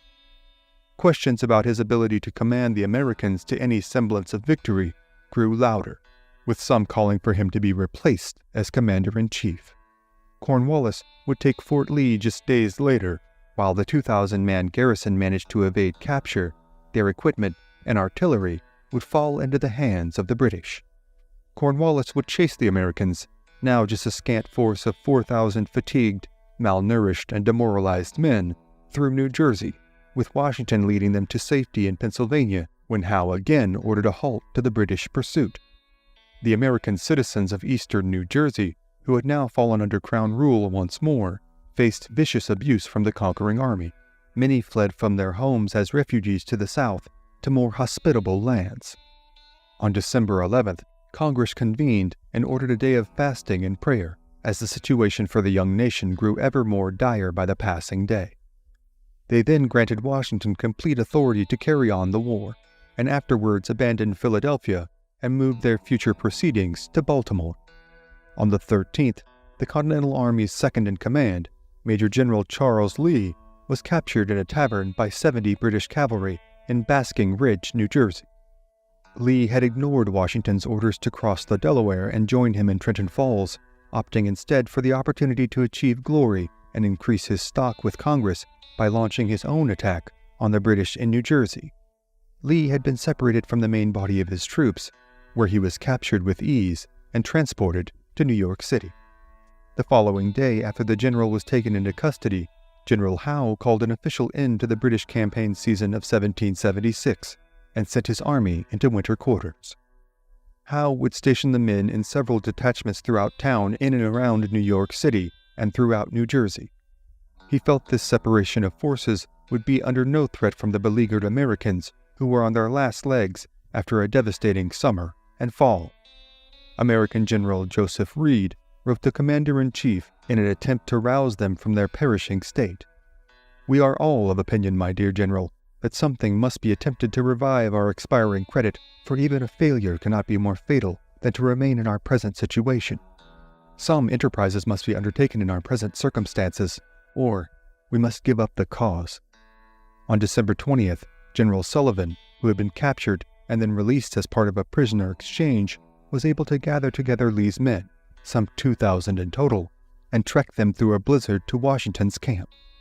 With this detachment, as well as Horatio Gates' 600 Continentals and 1,000 Philadelphia militia, Washington had under his immediate command a force of over 6,000 men, with little time to make use of them. On the 22nd, a council of war was held with all of the American high command and several officers, one of whom happened to be a Loyalist spy. They listened as Washington presented the locations of all the British and Hessian placements that adorned New Jersey. The target of the assault was not determined during this meeting, and the spy was left with only the concept of an attack to report to the British. Later that night, around only his most trusted officers, the final plan would be set in place. The night that followed Christmas Day, the Americans would cross the Delaware River, then launch their attempt upon Trenton, where Hessian officer Johann Rall and 1,500 mercenaries made their quarters. Washington would cross the Delaware 8 miles north of Trenton at McConkey's Ferry, then turn right, marching through the night to position themselves to the north and east of the Germans. At Trenton, Brigadier General James Ewing would take 600 militia and capture the Assunpink Bridge on the south side of town, preventing the Germans from retreating across it. Colonel John Cadwallader would attack Bristol with 2,400 New England and Pennsylvania militia, undercutting Denope and his men stationed there from reinforcing Rall in Trenton. Washington would then ask General Putnam to gather his militia and follow behind Cadwallader, acting as reserves. Once the orders were given, Washington felt the weight of the daring plan fall heavily upon him as he sat passing the hours on the morning of Christmas Eve in his headquarters. Benjamin Rush would enter his office and see a parchment that the tobacco baron turned commander-in-chief had penned, lying on the floor.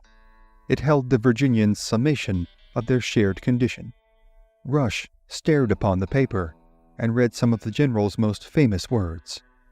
victory or death. On Christmas Day, the American troops equipped themselves with muskets, cartridges, and flints, some even wrapping their bare feet with ripped cloth, with no shoes or boots to traverse the snow-covered landscape in. They made their way to the Delaware River, where thick blocks of ice had formed as the temperature sank below freezing. A bright moon was muted by the heavy snowfall of the nor'easter that brought with it piercing, howling winds. Colonel Knox was placed in charge of the river crossing, and the hulking, near 300-pound officer was credited with carrying it out under these dire conditions. He oversaw the transport of 18 pieces of artillery and a cavalcade of nervous horses. As the infantrymen made the voyage, some were plunged into the icy stream, but no man was lost amidst the crossing. Washington's chief concern became the extended length of time it took to complete it, with the operation now 3 hours behind schedule. He feared the element of surprise in the nighttime raid could be lost. Once they arrived on the opposite shore, Washington allowed the men to build bonfires to warm themselves, feeling the snowstorm would prevent them from being spotted by the Hessian outposts. A long and toiling march would then get underway, with the Americans trudging through the snow-covered terrain. A scouting party of 40 men, under the command of William Washington, a cousin of the American commander, ran point on the expedition, with orders to catch anyone who crossed their path, be it civilian or soldier. The different American detachments under Roche-Vermont, Sullivan, and Greene blocked every route of escape to the north. Just before daybreak, after 7 o'clock in the morning, after a sleepless night charting a path through the dark and cold, the American line came to a halt. Upon his horse, traveling towards the front of the column, Washington gave a terse, yet measured instruction to his men. "Keep by your officers, for God's sake. Keep by your officers." One loyalist farmer would see the movement of the American troops and head to the Hessians' location. He would attempt to deliver a message to Colonel Johann Rall during a Christmas feast, and the prevailing accounts of what occurred next are that he received the note after much protest from the farmer, placed it in his pocket, and never read it. Another version offers that he was told the Americans were moving to attack, and he responded dismissively, "Let them come." The tension amongst the Patriot troops was palpable, as an uncertain yet determined air permeated their ranks. The snow had turned into a driving sleet and rain as the sun rose on Trenton on the morning of December 26th. The battle that held within it the destiny of the upstart American nation would commence when Greene's division launched an attack on the Hessian outposts, followed immediately with an advance by Sullivan's men, repulsing the German pickets as they fell upon Trenton in concert. The Hessian outposts assumed that these were just loosely assembled American forces coming forth to pester them, as had been the case the last several nights. Those small attacks had been done in an effort to disrupt the sleep of the Hessians in preparation for the large-scale offensive, and when the outposts came to behold the fervor and size of the attack that was upon them, they made an abrupt withdrawal back towards the town. Washington rode to the front of the Virginia Brigade, then led them into the heart of the town, where the Hessians had hastily formed into defensive positions, still attempting to gain their bearings. The Hessians manned their artillery and began offering a heavy fire upon the Americans. Then, the massive Colonel Knox brought an American cannon forward, unleashing a furious bombardment into the concentrated column of German mercenaries. In just minutes, the Europeans began to break ranks and flee into the side streets and fields near the town, as the American cannonade continued to devastate their lines without remorse. The abject violence, chaos, and deafening sound was an overwhelming experience even to the American forces, who took great pleasure in punishing their brutish and bloodthirsty foe. The booming cannons and the sounds of grape shot and musket fire clashing against the stone roads and bridges rang out as a horrid symphony, while the streets of Trenton were painted red with Hessian blood. Colonel Johann Rall gave no indication that he expected this assault, as it took his men 3 attempts to rouse him from his sleep that morning. Rall haphazardly attempted to dress himself as he made his way into the streets of Trenton that morning, attempting to draw together his troops into the town center. Just 2 artillery charges were set off before the Americans fell upon them, forcing the Hessians to abandon them, with another 2 jamming and becoming unusable on the account of their fried-out touchpans. Rall persisted, gathering his remaining men and the regiment of von Lossberg, and commanded them into an apple orchard on the outset of town. The colonel at last managed to formulate that his men were increasingly considering retreat, yet the Hessian colonel quickly found himself ensnared by the Americans as Sullivan had entered Trenton from the west, and Glover had taken the bridge and then marched north, cutting off their last escape route. Johann Rall had no plans of surrender, and made a futile attempt at retaking Trenton, with no artillery, facing an imposing force, multitudes size of their own, and well positioned. Still, the Hessians were resolute in the face of assured death, and marched forward to the tune of their drummer towards the Americans. The final insult in the comedy of errors that was the Hessian rebuttal to the Americans was the driving rains rendering their fled cartridges useless, preventing them from even returning fire. Rall, now upon his horse, was then struck with 2 lethal shots from American muskets, and he slooped forward in his saddle. Upon his demise, his men fled from the battlefield in disorganized desperation. Within minutes, the whole of the remaining Hessian force would throw down their weapons and concede. 650 would manage to escape. 893 would be taken captive, with 22 killed in action, including all 4 Hessian colonels present at the battle, and another 83 men seriously wounded. The Americans suffered 2 deaths from exposure brought about by the night march, and 5 men wounded, including future President James Monroe. The Americans would also capture badly needed food, clothing, and medical supplies. The Hessian prisoners would be sent to Philadelphia, and the exhausted yet galvanized Americans retraced their steps back to the Delaware River, crossed its icy waters, and returned to their camp. On the last day of 1776, just before the enlistment of the soldiers of the Continental Army was to expire, George Washington would make an impassioned plea to his men. "My brave fellows, you have done all I have asked you to do, and more than can be reasonably expected. But your country is at stake. Your wives, your houses, and all that you hold dear. You have worn yourselves out with fatigues and hardships, but we know not how to spare you.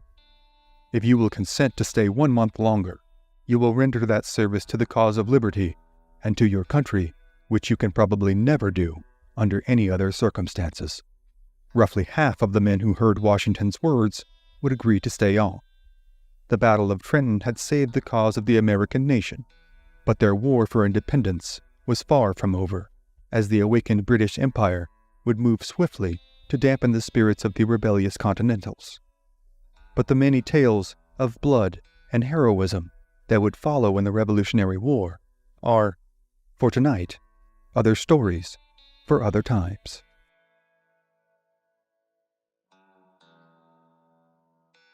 January 17, 1781, Cherokee County, South Carolina. Just before sunrise, Lieutenant Colonel Bannister Tarleton led a column of men, some 1,150 strong, through the Carolina hills directly into the waiting lines of American Brigadier General Daniel Morgan. A highly confident Tarleton was prepared to unleash a furious assault of infantry, cannon, and cavalry upon the much despised Morgan and his ragged yet cunning band of resistance fighters. What Bannister was not aware of was that Morgan had foreseen this move from the British and had prepared his men in a series of defensive lines, utilizing the varied elevation of the landscape to hide the main body of his forces. They were under orders to execute Morgan's masterful plan of drawing the British in with a line of militiamen as bait, then consuming the king's forces as a series of encirclements that could earn the Brigadier General the moniker American Hannibal, but only if things went according to plan. Daniel Morgan was born in Hunterdon County, New Jersey, in the mid-1730s. The son of Welsh parents, he left home at the tender age of 17 after a quarrel with his father. With a quick temper and a strong resolve, confrontation was rooted in the core of Morgan's being. He would spend a few years working as a teamster on the frontier, eventually buying his own wagons, and would even be contracted to work for the British during the French and Indian War. After the failed Braddock expedition came to a deadly end at the Battle of the Monongahela, Morgan took exception with his treatment by a British officer and slapped the head of the royally commissioned soldier. In response, upon their arrival back from the battle, Morgan was sentenced to 500 lashes with a cat o' nine tails. Daniel Morgan stood defiantly as he was scourged, counting along with the British during every flesh-tearing blow. The punishment, while usually fatal, would fail to put an end to the pugnacious frontiersman. The heartless damnation he had been handed down would, however, instill in him a relentless detestation for his British antagonizers and the Crown's treatment for their colonial subjects. Upon the outbreak of the Revolutionary War, Morgan would finally be given the opportunity to engage in his long-sought retribution. The Virginia Commonwealth raised 2 companies to send to Boston, one of which was led by Captain Daniel Morgan. His contingent of 96 frontiersmen were no greenhorns. They were a seasoned unit that had become well-versed in low-intensity skirmishes during Dunmore's War. They would adopt a style of woodland combat they had learned from the natives, and would soon earn the name Morgan's Riflemen. The Kentucky long rifles they carried, with their spiral-grooved barrels, could knock down a target 300 yards away. Seeking to inflict maximum damage, Morgan gave orders to his men to target British officers. They did so with such devastating success, it drew the ire of not only the British, but also that of the American Commander-in-Chief, George Washington, who felt the approach was too undignified. Morgan would see significant action in the early years of the Revolutionary War, even being captured in Canada, and when offered a pardon were he to swear his allegiance to the king, he coolly replied, "Do not insult me again." He would later be freed in a prisoner exchange.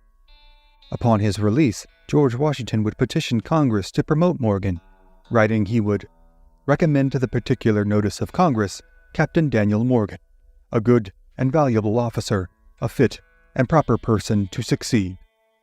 Morgan was given the rank of colonel, and his men would play a crucial role in the American victory at Saratoga.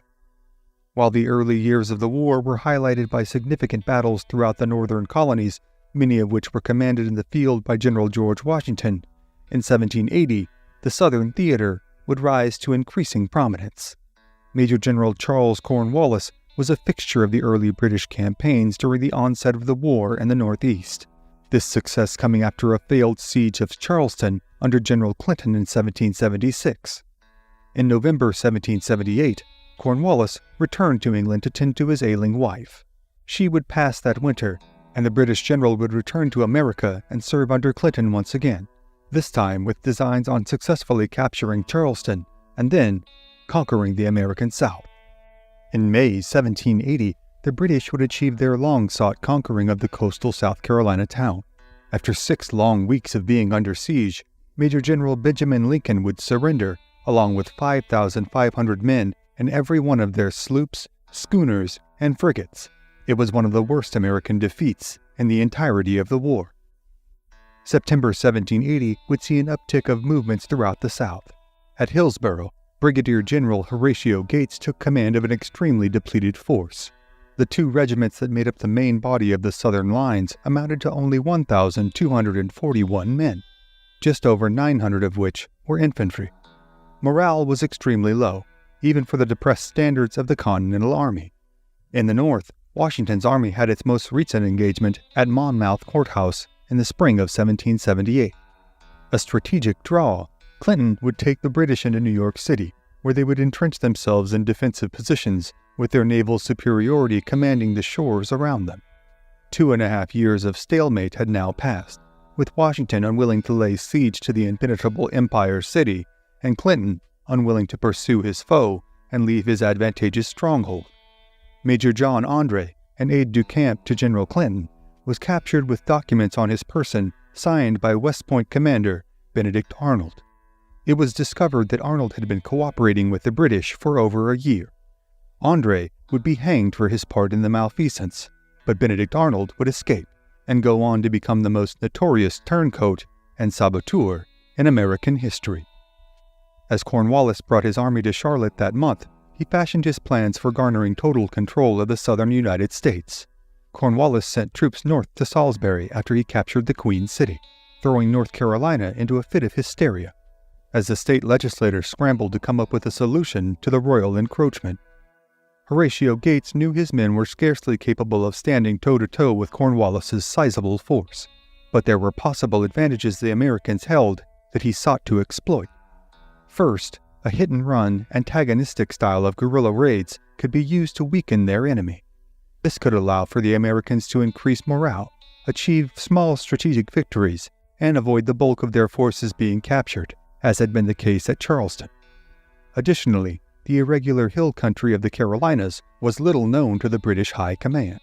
The varied topographical landscape could hold the key to delivering the Americans the upper hand. It just so happened that Horatio Gates had the perfect man to undertake both of these elements of fighting on behalf of the Americans.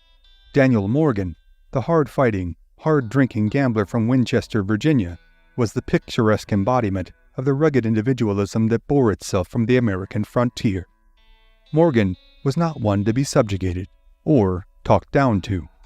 His temper had most recently flared up when a fellow officer spoke poorly of General Washington. Morgan came to the defense of, quote, His Excellency. Though the differences between the commander-in-chief and Daniel Morgan were vast, a mutual respect persisted amongst the two patriots. While Morgan had fervently sought a promotion in rank, he'd been repeatedly passed over. Gates sought to place Morgan with the North Carolina militia, yet his rank as a colonel in the Continental Army meant that others in the detachment could outrank him and subject him to their orders. Similar it was to George Washington's experience in the French and Indian War as a Virginia militia colonel seeking a royal officer commission. To remedy this, Morgan was given his long-desired rank of brigadier general. Done as something of a formality, Gates and Morgan could have hardly dreamt that this administrative decision would soon shape American history and alter the course of the young nation's quest for independence. Morgan was then given his own detachment to carry out his asymmetrical operation.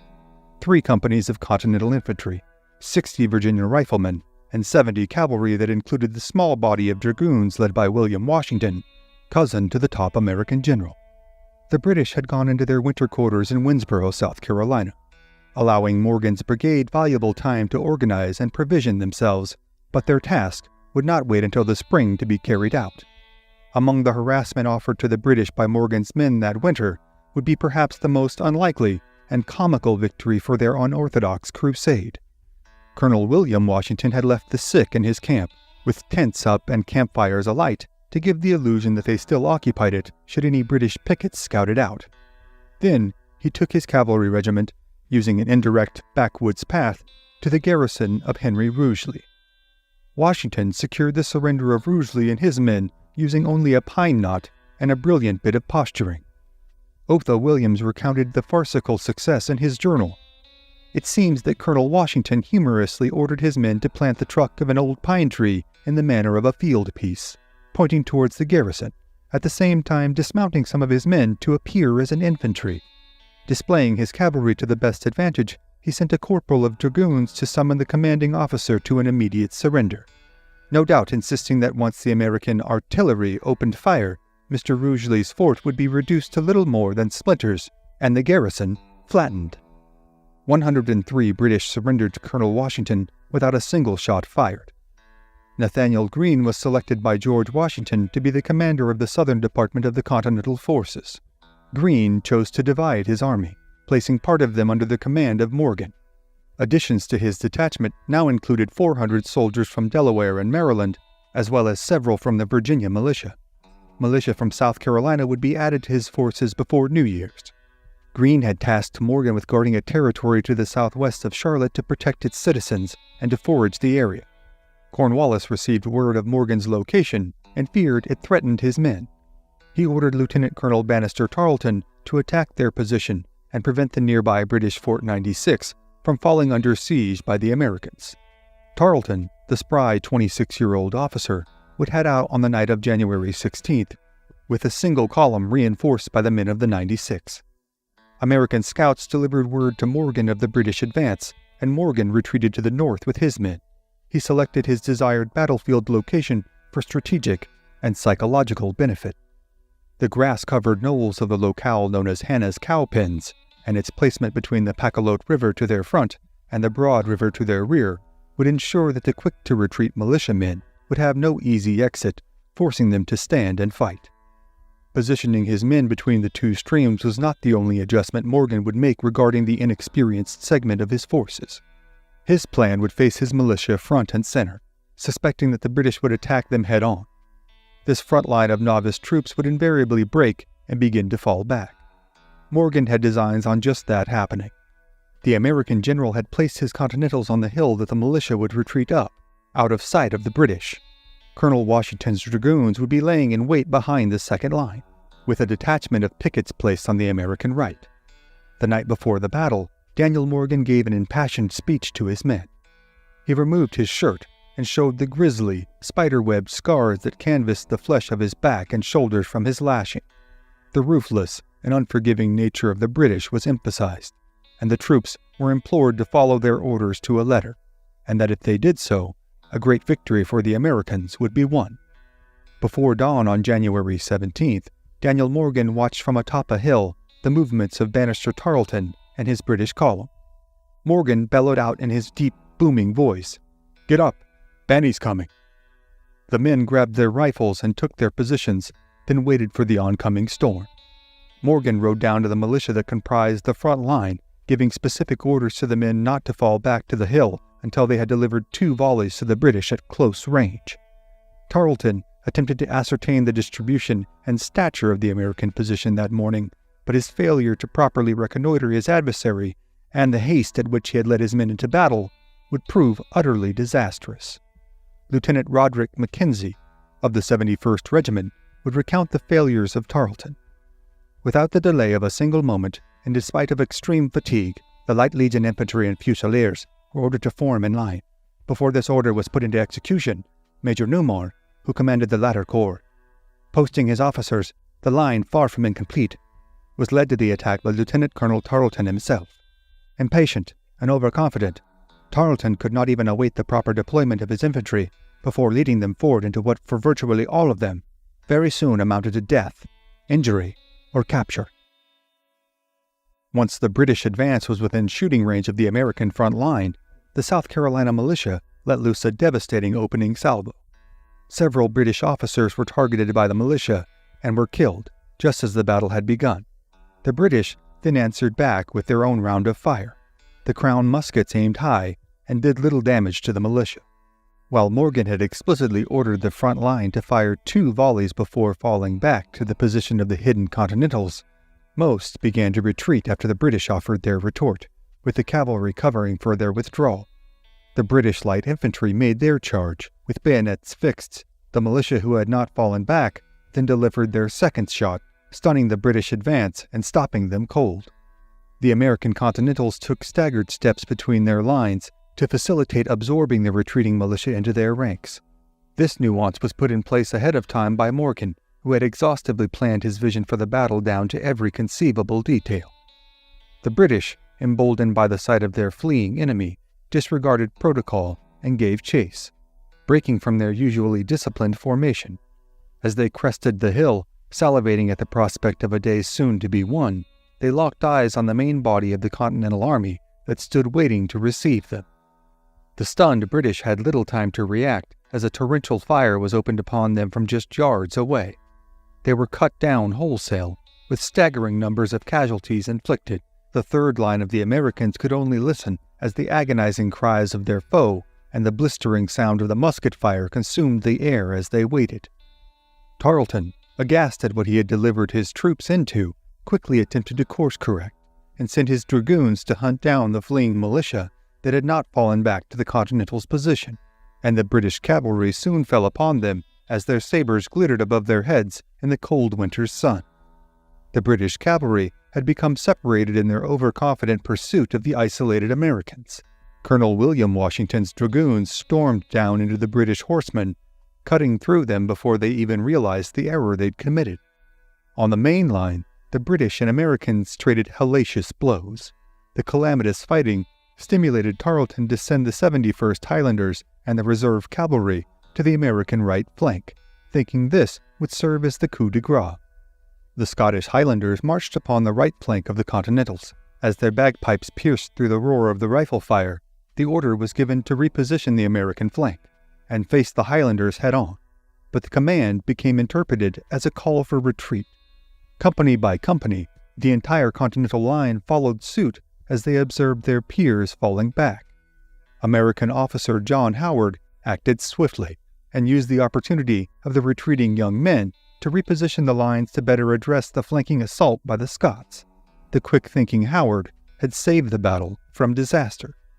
The sight of the American retreat had given one final shot of adrenaline to the exhausted British infantry, who had been ensconced in a firefight after marching 30 miles through the night. As they charged forward in disorganized negligence, the reformed American line held their fire until some of the charging British were just yards away, and then the order was given for the Continentals to unleash their muskets in unison. A chorus fire, smoke, and lead rang out. The British took the brunt of the discharge head-on. John Howard felt the seismic shift in the battle brought upon by this measured and furious volley, and consumed with the palpable essence of victory at hand, cried out to his men, "Charge! Bayonets!" The battle that once appeared to be a toss-up had suddenly turned into an all-out massacre.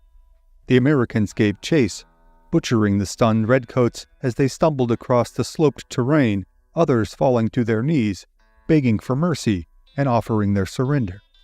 Tarleton had witnessed this astounding devolution and rode to his last remaining intact unit, the British Legion Cavalry, and ordered them to charge into the pursuing Americans.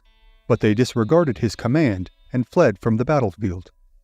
Colonel Washington's cavalry had fallen upon the British dragoons, and then the American commander-in-chief's young cousin found Tarleton and called out to him, "Where is now the boasting Tarleton?" A British cavalryman rode up to attack Washington, but was shot down by an American trumpeter. Washington managed to slash Tarleton's right hand with his saber, and Tarleton shot back towards Washington as he fled, grazing the American colonel's knee and wounding his horse. Washington gave Tarleton a tenacious pursuit, following him for 16 miles.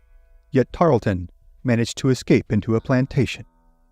In the battle's immediate aftermath, Morgan had taken 712 British prisoners, and had killed over 100 redcoats, wounding an additional 200 more. Continental and militia forces suffered 25 killed and over 100 wounded. Daniel Morgan may not have his face carved into Mount Rushmore, or adorned on a dollar bill. He was, aside from a single term in the House of Representatives, apolitical for most of his life. Yet Daniel Morgan was the perfect embodiment of the fiercely individual, doggedly determined, red-blooded colonial American that through unwavering persistence wrested free his own nation from the empire on which the sun never set. The American victory on that cold January morning, deep in the heart of the Carolinas, would set the stage for the final year of battle in the American Revolution. Their stunning defeat at the Battle of Cowpens had left Cornwallis and the British reeling, but it would take the Americans calling upon one of the United Kingdom's oldest foes to finally purge King George's men from their young nation. However, these final campaigns for American independence in 1781 are, for tonight, other stories for other times.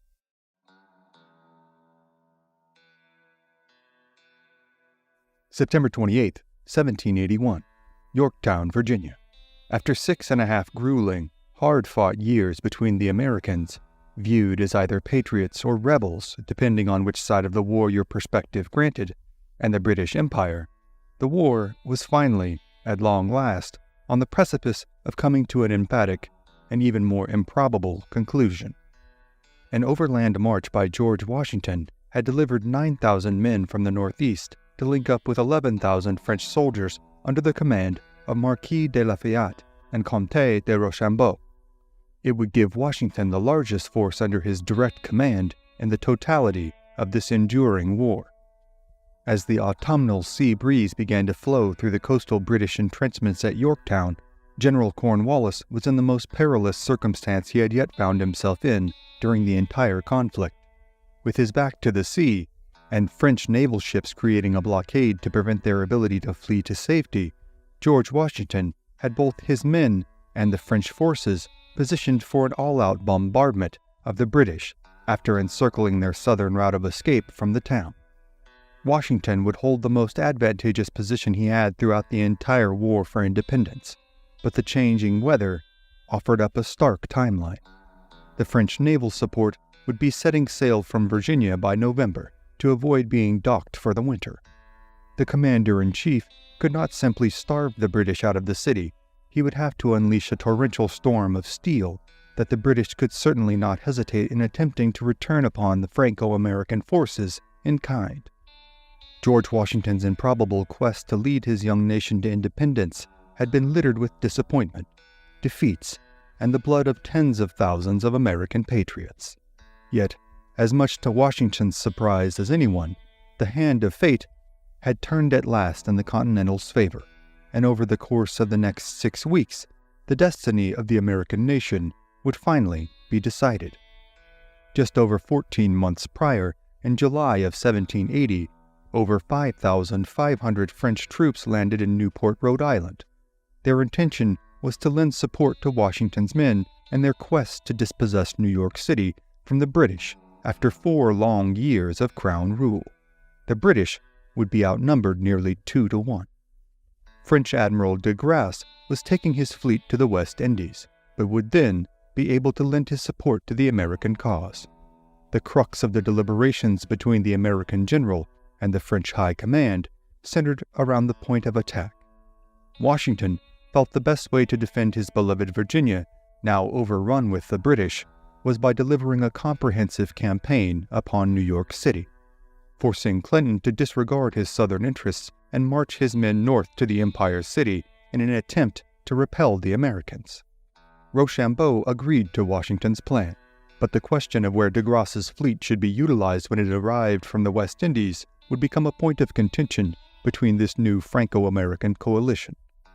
Washington put little faith in French naval efforts when up against His Majesty's Armada, and simply resolved the discussion by stating that they would be used, quote, as circumstances dictate.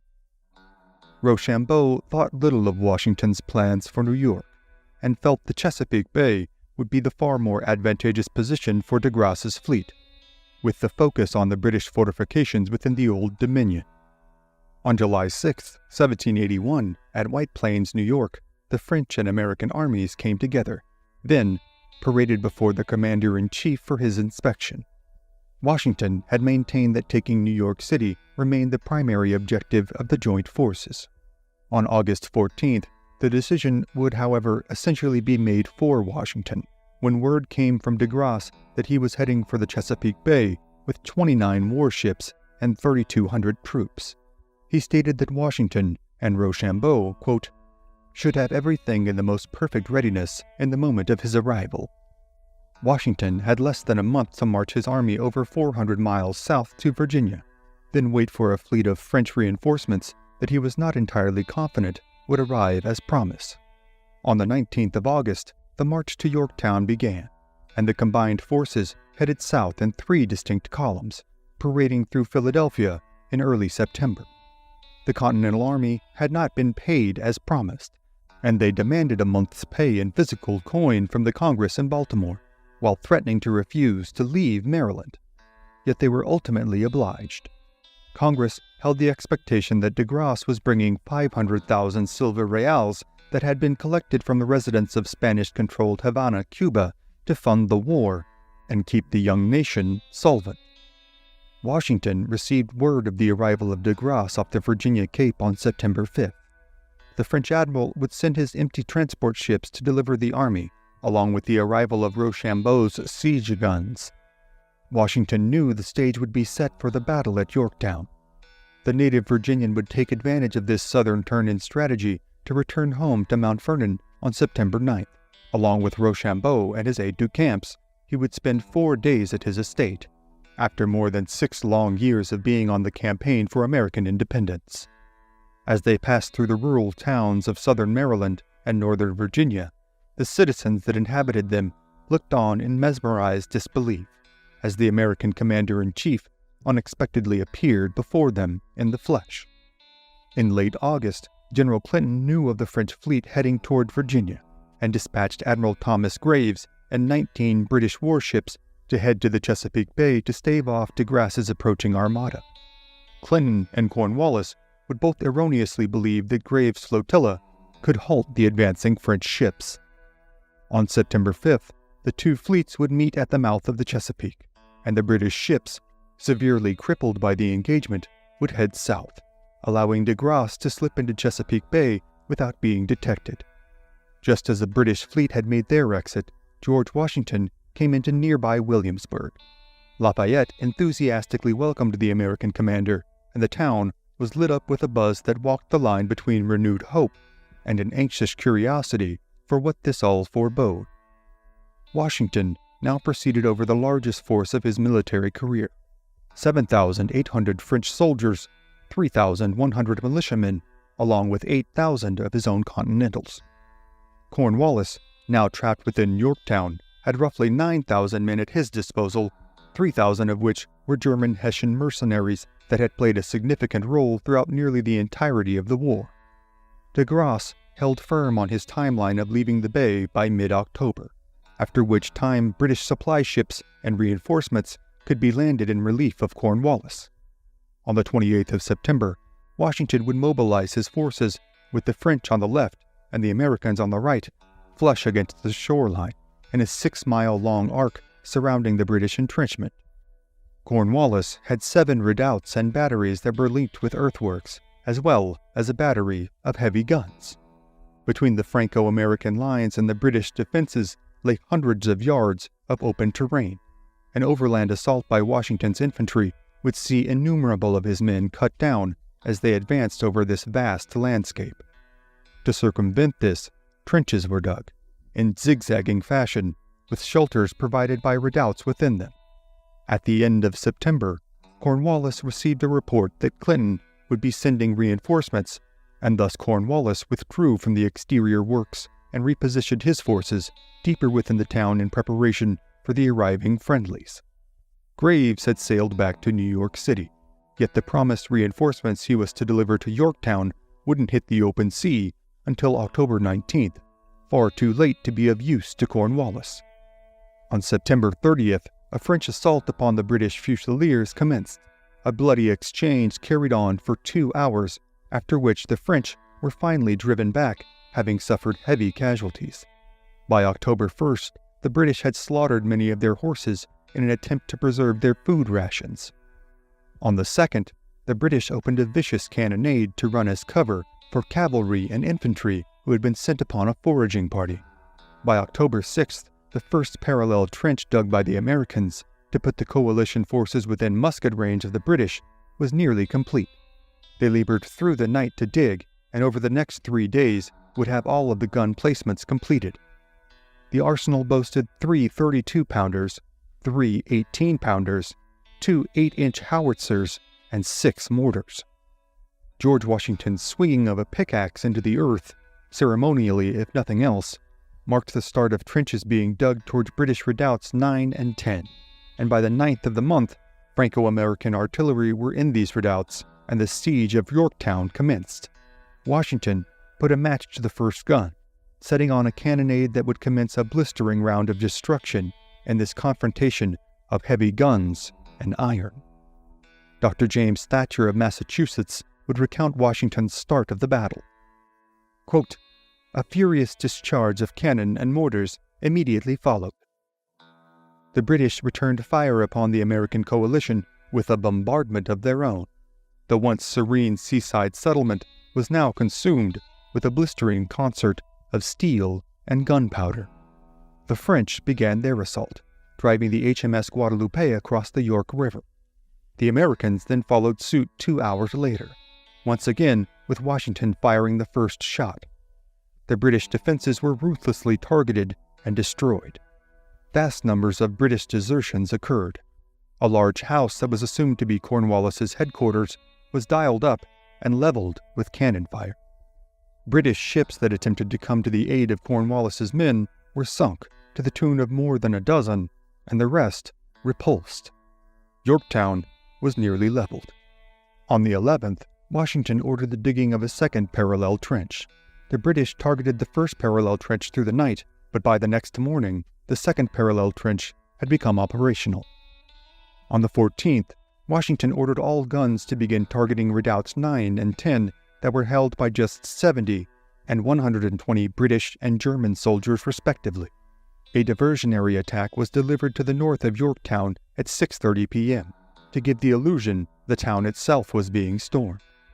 Lieutenant Colonel Alexander Hamilton's detachment of 400 light infantry then assaulted Redoubt No. 10, their bayonets fixed and their muskets unloaded to prevent the sound of troops loading their weapons and thus giving away their position. The Americans slashed away at the abatis, alerting the British to their nearby location and the designs of the attack.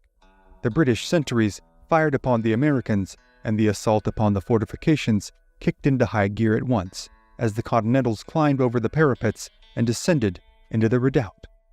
Fierce and bloody close-quarters combat ensued, and the British were in time overwhelmed by their unrelenting volume of Americans that poured into the confined space. At the same time this was occurring, the French were launching their own raid upon Redoubt No. 9. The hand-to-hand fighting matching the intensity of the American assault, the French captured the redoubt, placing Cornwallis in an utterly compromising position. The British officer is surrounded on three sides by Franco-American artillery. He orders a counterattack out of desperation on October 15th. As Colonel Robert Abercrombie and 350 British troops charged upon the nearest Allied position, Cornwallis had all of his guns fixed upon the single location. The assault was initially successful, with many American and French guns being spiked by the invading force, but the arrival of French reinforcements thrust back the Crown soldiers. Overnight, the spiked guns had all been restored to working order, and a friendly game commenced between the American and French artillery as they attempted to see which cannonade could inflict the greatest damage upon the beleaguered British lines. Cornwallis attempted to escape across the York River, hoping to break through the American line and head south into Virginia, but a squall hit, making the route untenable. All the while, the relentless shelling never slowed its pace, at times just increasing in scope and intensity as more American guns came online. With all of his last-ditch efforts proving futile, his forces in tatters, and the town he inhabited in complete ruin, Charles Cornwallis made the decision to send a drummer playing parley upon his percussion, followed by an officer waving a white handkerchief tied to the end of his saber to negotiate his surrender. After 2 days of deliberations, arrangements were set between the two parties in a field just outside Yorktown, Virginia, and it was then made official. The British had capitulated to Washington and the Americans. The British had sought for honorable terms of surrender, but Washington at once denied even the possibility of this, citing British actions throughout the war. American Private Joseph Plum Martin would recount the British surrender. Quote, "Before night we were informed that the British had surrendered, and the siege was ended. The English felt their honor wounded. The Germans did not greatly care whose hands they were in. The British paid the Americans little attention as they passed them, but they eyed the French with considerable malice depicted in their countenances. They marched to the place appointed and stacked their arms. They returned to the town in the same manner they had marched out, except being divested of their arms. After the prisoners were marched off into the country, our army separated, the French remaining where they then were, and the Americans marching for the Hudson. When word arrived to London of Cornwallis's defeat and surrender, the Prime Minister cried out, 'O God, it is all over, it is all over.' While a euphoric exhale flowed from the American soldiers and citizenry that broke out into nationwide celebrations, Washington fought to temper his joy in the aftermath of his and the young nation's greatest victory. After sending his troops to winter quarters, Washington worked with Congress on further army reforms and the stabilization of the American economy, which subsisted in large part upon French loans. The American Revolutionary War would officially come to a close on September 3, 1783, with the signing of the Treaty of Paris.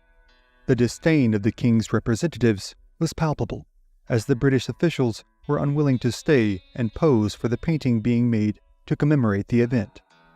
The United States had secured their independence in an epic war against the British Empire, but the work of the young state to survive with its original principles was far from over, as were the many battles and wars they would engage in throughout their tumultuous history. But those innumerable tales are, for tonight, other stories for other times.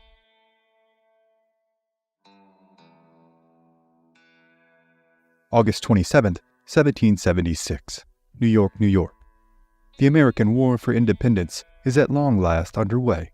the siege of Boston had lasted for nearly a year, as American and British forces, under their tactful generals, endeavored for control of the peninsular city.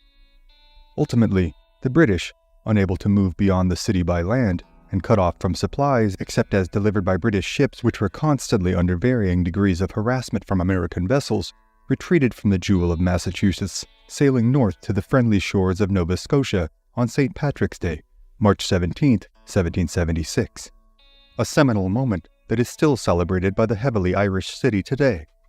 After the withdrawal of British forces to the north, General George Washington, Commander-in-Chief of the Continental Army, marched his troops south to New York City, to the southern tip of the fast-developing island of Manhattan. The natural geography of New York City presented a multitude of opportunities for the Royal Navy, and Washington anticipated the British would value the vast harbor and waterways surrounding the city. Washington ascertained that if the British controlled the Hudson River, they could bifurcate the northern and southern colonies, and with innumerable loyalists populating the Empire State, it could spell disaster for the hopes of the young nation. He stated, "The Tories can only wait for a favorable opportunity to declare themselves openly." General Lee had preceded Washington's arrival in the Big Apple, having spent many sleepless nights trying to solve the tactical intricacies of the strategic Rubik's Cube that was New York's many waterways, harbors, islands, and land formations. He was so overwrought with anxiety and worry, as well as afflicted with an incapacitating case of gout, that Lee would be carried into the city on a stretcher. From there, he ordered artillery installations to be made at Governor's Island, Brooklyn's Red Hook, and Jersey City's Paulus Hook to defend against a British maritime invasion. Lee would profess the difficulties in defending New York to Washington in a letter. "What to do with the city I own puzzles me. It is so encircled with deep navigable water that whoever commands the sea must command the town." Both generals felt the city was indefensible should it be faced with the full might of the British Royal Navy. Yet Washington believed it would be utterly demoralizing to the troops, as well as the citizens, to simply surrender it without a fight. Prior to Washington's arrival in New York City on April 13th, the beleaguered General Lee was reassigned to Charleston, South Carolina, elevating Israel Putnam to Washington's second-in-command. As Washington toiled away in his office, maneuvering regiments, staffing officers, and delineating chains of command, he grew agitated with the administrative duties that kept him from being out in the field. He had stationed 121 cannons by early June upon Manhattan, Jersey Shore, Governor's Island, and Brooklyn, all angled to bombard approaching British vessels. The commander-in-chief also ordered the sinking of hulks into the offshore pathways and waterways the British were most likely to navigate, designed to tear into their hulls and make the other ships' approach to the city as undesirable as possible. Additionally, Washington ordered the construction of a series of strategically placed fortifications, namely Fort Washington and Fort Lee, positioned further up the Hudson with a desire to negate the British from creating a maritime passage to Canada upon the river. Fort Putnam, Fort Greene, and Fort Box were all constructed on the eastern side of the East River. These forts were enveloped by large trenches that connected them and brandished together a combined 36 cannons. While these defensive arrangements were being made, the city was gripped with a palpable sense of impending doom. Citizens attempted to go about their lives, but this dark cloud dampened their spirits and consumed their conversations. Adding to the uncertainty were the polarized allegiances of the city's residents, with patriots and Tories living as neighbors, as they all fervently waited for the axe of war to fall upon them. These divided citizens offered up strategic difficulties for Washington. As Washington took strenuous effort to conceal his plans, movements, and strategy from falling into British hands as best he could, a more nefarious plot was revealed when it came to light that local gunsmith Gilbert Forbes had been tasked with paying off turncoats and saboteurs, and that the money for these treasonous acts had been supplied by none other than the mayor of New York, David Matthews. Washington had Mayor Matthews arrested from his Flatbush home at 1 a.m, and, under interrogation, Matthews confessed that Governor Tryon had, quote, put a bundle of paper money into his hands. Over a dozen arrests were made as the city was gripped with rumors that loyalists had attempted to poison Washington's food. The madness neared a fever pitch when a series of reprisals were leveled against the Tories, many of whom were tarred and feathered, others forced to ride the rail straddling a fence rail carried by citizens, as an angry mob shouted them down, spat upon them, and threw blunt objects at them until they were carried to the edge of town and thrown down onto the hard ground. The fabled summer of 1776 was now underway. On June 29th, Patriot sentries that were stationed upon Staten Island sent word to Washington that 40 British ships had been spotted near Sandy Hook. British General Howe, Washington's antagonist during the siege of Boston, waited for the full brunt of his fleet to advance upon the city, and when the ships first appeared to the New Yorkers, cutting across the majestic blue waters beyond Manhattan, the residents of the town descended into hysteria, bustling about the town to make preparations for the coming onslaught. The moment they had unnervingly expected would not come at once, as they lived for weeks under this sword of Damocles. Howe had under his command an armada of 110 warships and transportation vessels, as well as 5,000 German mercenaries that brought his complete forces beyond 30,000 men. The stage was being set for the largest battle that would take place in all of the American Revolutionary War. While this imposing force cast its ominous shadow upon the city, Howe did not move toward an act of aggression at once. Instead, while some regiments of British troops made camp on Staten Island, as well as Gravesend, Long Island, Howe was content to wait until they had every ship available, with the rest of their fleet now being sailed under the command of his brother, Admiral Viscount Howe, across the Atlantic Ocean. Washington had been granted authority by Congress to recruit an army of 28,501 men, but only commanded 19,000 upon his arrival to New York. On top of this, the men were poorly trained, poorly disciplined, and at times poorly equipped. They'd made a habit of firing their muskets in camp. Fights frequently broke out amongst them, and they used their bayonets as though they were crude tools, often damaging them or simply not fashioning them back upon their firearms. The men had been instructed not to trample over the crops of farmers, but not all obliged this request. The most pressing issue was perhaps their frequenting of what was known as the Holy Ground, the infamous red light district where over 500 prostitutes plied their craft after sundown. Venereal infections soon plagued several regiments, diminishing what was already an undersized force. On July 12th, His Majesty's ships Phoenix and Rose sailed into the harbor towards the mouth of the Hudson. They were promptly fired upon from batteries within Fort George and Fort Defiance upon Governor's Island. The following day, Howe attempted to make an alternative approach, sending a diplomatic envoy with a message for Washington. The deliberations never even got off the ground, as the message was addressed to George Washington, Esquire. Refusing to acknowledge the Virginian's military rank, as he could only be officially viewed as a traitor to the crown, Washington's men refused the correspondence. When Howe tried again 3 days later, this time conferring the letter to George Washington, Esquire, etc., etc., as a semantic workaround for their opposing views, again, the letter was denied. With talks of a peaceful transition of the city to British rule now off the table, the looming possibility of battle had now become an inevitability. Washington had not changed his view in regard to his probability of successfully defending New York City, and instead focused on ensuring the victory for the Brits would come at a steep and bloody price. By the middle of August, roughly 25,000 British and German troops now made camp on Staten Island, or dined on dried pork rations upon the more than 400 transport ships in the lower bay. Of Washington's 20,000 men, due to detachments, illness, and infection, he could only muster a force roughly half that size for his impending clash with General Howe. 9,000 men were stationed within the city. 2,400 were garrisoned at Fort Washington, while 1,800 troops guarded King's Bridge at the northern tip of the island, the location of which was selected to defend against a Loyalist attack that may coincide with the British land invasion. Long Island happened to be one of the most poorly defended sites within the city at large.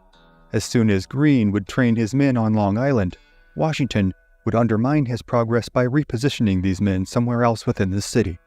This prevented the soldiers from formulating a cohesive understanding of the terrain.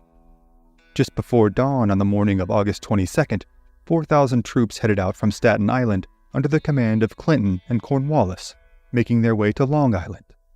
Within hours, all of the troops had landed without incident at Gravesend Bay. The Pennsylvania troops stationed there did not engage the British, and instead fell back, slaughtering livestock and torching homesteads along their way. When the sun had reached high noon that day, there were over 15,000 troops ashore, and with them, 40 cannons.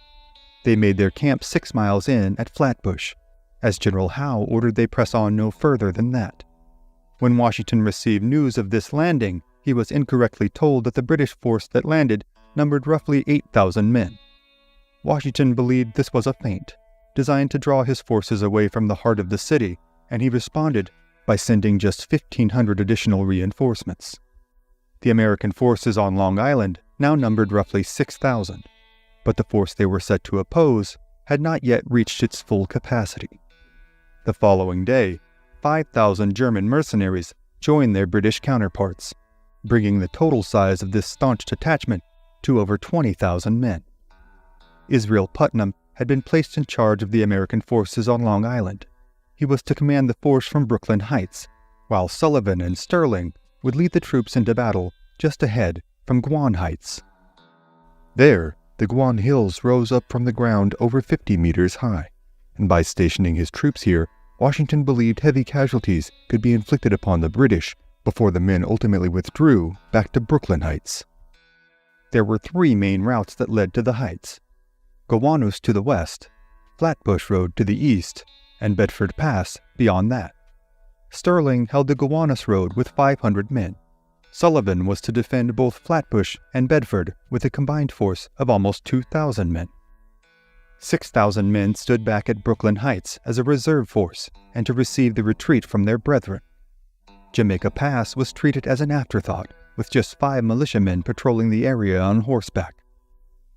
Loyalists had informed British General Clinton of this nearly unguarded path, and plans were made to send a contingent of men on a night march through Jamaica Pass to open a flanking assault upon the Americans that would coincide with the forward assault launched by the mighty force that now occupied eastern Long Island. The night of August 26th, just after 9 p.m., Clinton began his march with a mobile force of infantrymen, and to his rear, Cornwallis brought an imposing detachment of 8 battalions and 14 cannons. Some 10,000 men made the march that night, the column stretching over 2 miles long. Just before midnight, the first shots were unleashed in the Battle of Long Island, as Samuel John Atlee's Pennsylvania regiment fired upon 2 straggling redcoats near the Red Lion Inn. Clinton's movement was part of a devastating 3-pronged attack conjured by the British command to deceive, envelop, and then destroy the Continental Army. Major General James Grant would lead his Highlanders through Gowanus Road in a diversionary assault to the west of Brooklyn.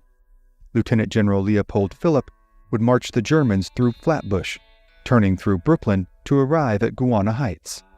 Howe's men would approach through Bedford towards Brooklyn, where Putnam and his defenses were stationed. This would completely ensnare the Americans stationed at Brooklyn Heights and would repel and expunge the ones stationed in the roads leading there along the way. Washington rode among his troops atop the Brooklyn bluff and commanded to them, "Acquit yourselves like men, like soldiers, for all that is worth living for is at stake." To the south of Gowanus Creek, Lord Sterling led his 1,600 men through grueling combat for 4 hours that morning, while Washington observed through a scope. As the more than 7,000 British and German soldiers overpowered them, their inevitable defeat appeared to be at once coming to pass. Many Americans retreated back down the road towards Brooklyn, and as it appeared that Sullivan would be forced to flee or face his troops being entirely cut down, an unprecedented stand was made by the men of the 1st Maryland Regiment. Under the command of Colonel William Smallwood, they anchored their defenses against the fierce diversionary attack from Grant. In an effort to hold off the advancing enemy's approach to Brooklyn Heights, the men who would come to be known as the Maryland 400 thrust themselves forward in 6 successive catastrophic line charges into the teeth of the British front. The surviving member of the 5th Company recalled the shocking ordeal. The enemy then advanced towards us, upon which General Lord Sterling immediately drew us up in a line and offered them to battle in true English taste. The British Army then advanced within about 300 yards of us and began a very heavy fire from their cannon and mortars, for both the balls and shells flew very fast, now and then taking off ahead. Our men stood it amazingly well. Not even one of them showed a disposition to shrink. Our orders were to not fire until the enemy came within 50 yards of us. When the British perceived we stood their fire so coolly and resolutely, they declined to come any nearer, although triple our number. In this situation, we stood from sunrise to 12 o'clock, the enemy firing upon us the chief part of the time. The heroic stand came at a heavy price. While numbers vary, it is estimated that over 250 of the men were cut down, with the survivors being captured and suffering an even worse fate, starved within the sordid underbellies of British prison ships and the waters surrounding New York City. Maryland adopts its Old Line State moniker from the brave undertaking these men gave forth on that late August day. Washington watched the valiant yet horrific stand made by the Maryland 400 and somberly remarked, "Good God, what brave fellows I must this day lose." The British did not want to deliver the decisive follow-up attack over open ground, fearing that they would suffer significant losses as they had under similar circumstances at Bunker Hill, and they began to dig a trench towards the Americans to advance under its cover. Washington would send for every ship, sloop, and seaworthy craft to chart the waters from Manhattan to their location in Brooklyn, and on the night of August 29th, as a handful of American militia kept several dozen campfires alight to give the appearance of a resting army, the revolutionary soldiers made their escape from Brooklyn Heights to the heart of the city in Manhattan. The operation was blessed with a dense fog that settled into the harbor, concealing the evacuation from the British patrols. As their forward scouts noticed there were no American pickets present, they investigated further, only to discover that the standing American army had vanished from Brooklyn Heights overnight. Just as they were discovering this shocking news, General George Washington was stepping onto the final Brooklyn ferry as the last American to do so. By 7 o'clock on the morning of August 30th, all 9,000 men arrived safely to Manhattan, without a single loss of life in the exfiltration mission. Although Washington had decisively lost the Battle of Long Island, due to the stout-hearted effort of the Maryland 400 and the surviving men's daring, clandestine retreat across the New York harbor, it was assured that the upstart army of the newly independent United States of America would live to fight another day. And fight they would. But the subsequent battles of the enduring war of attrition for the soul of America are for tonight, other stories for other times. Thank you again for joining us on this episode of History at the OK Corral. Be sure to click the like button, share this episode with a friend, and become a subscriber. Also, if you'd like to support our work and gain early access to episodes as well as ad-free viewing, you can become a member of this channel by clicking on the join button below. And we'll see you next time on History at the OK Corral, home of history's greatest shootouts and showdowns.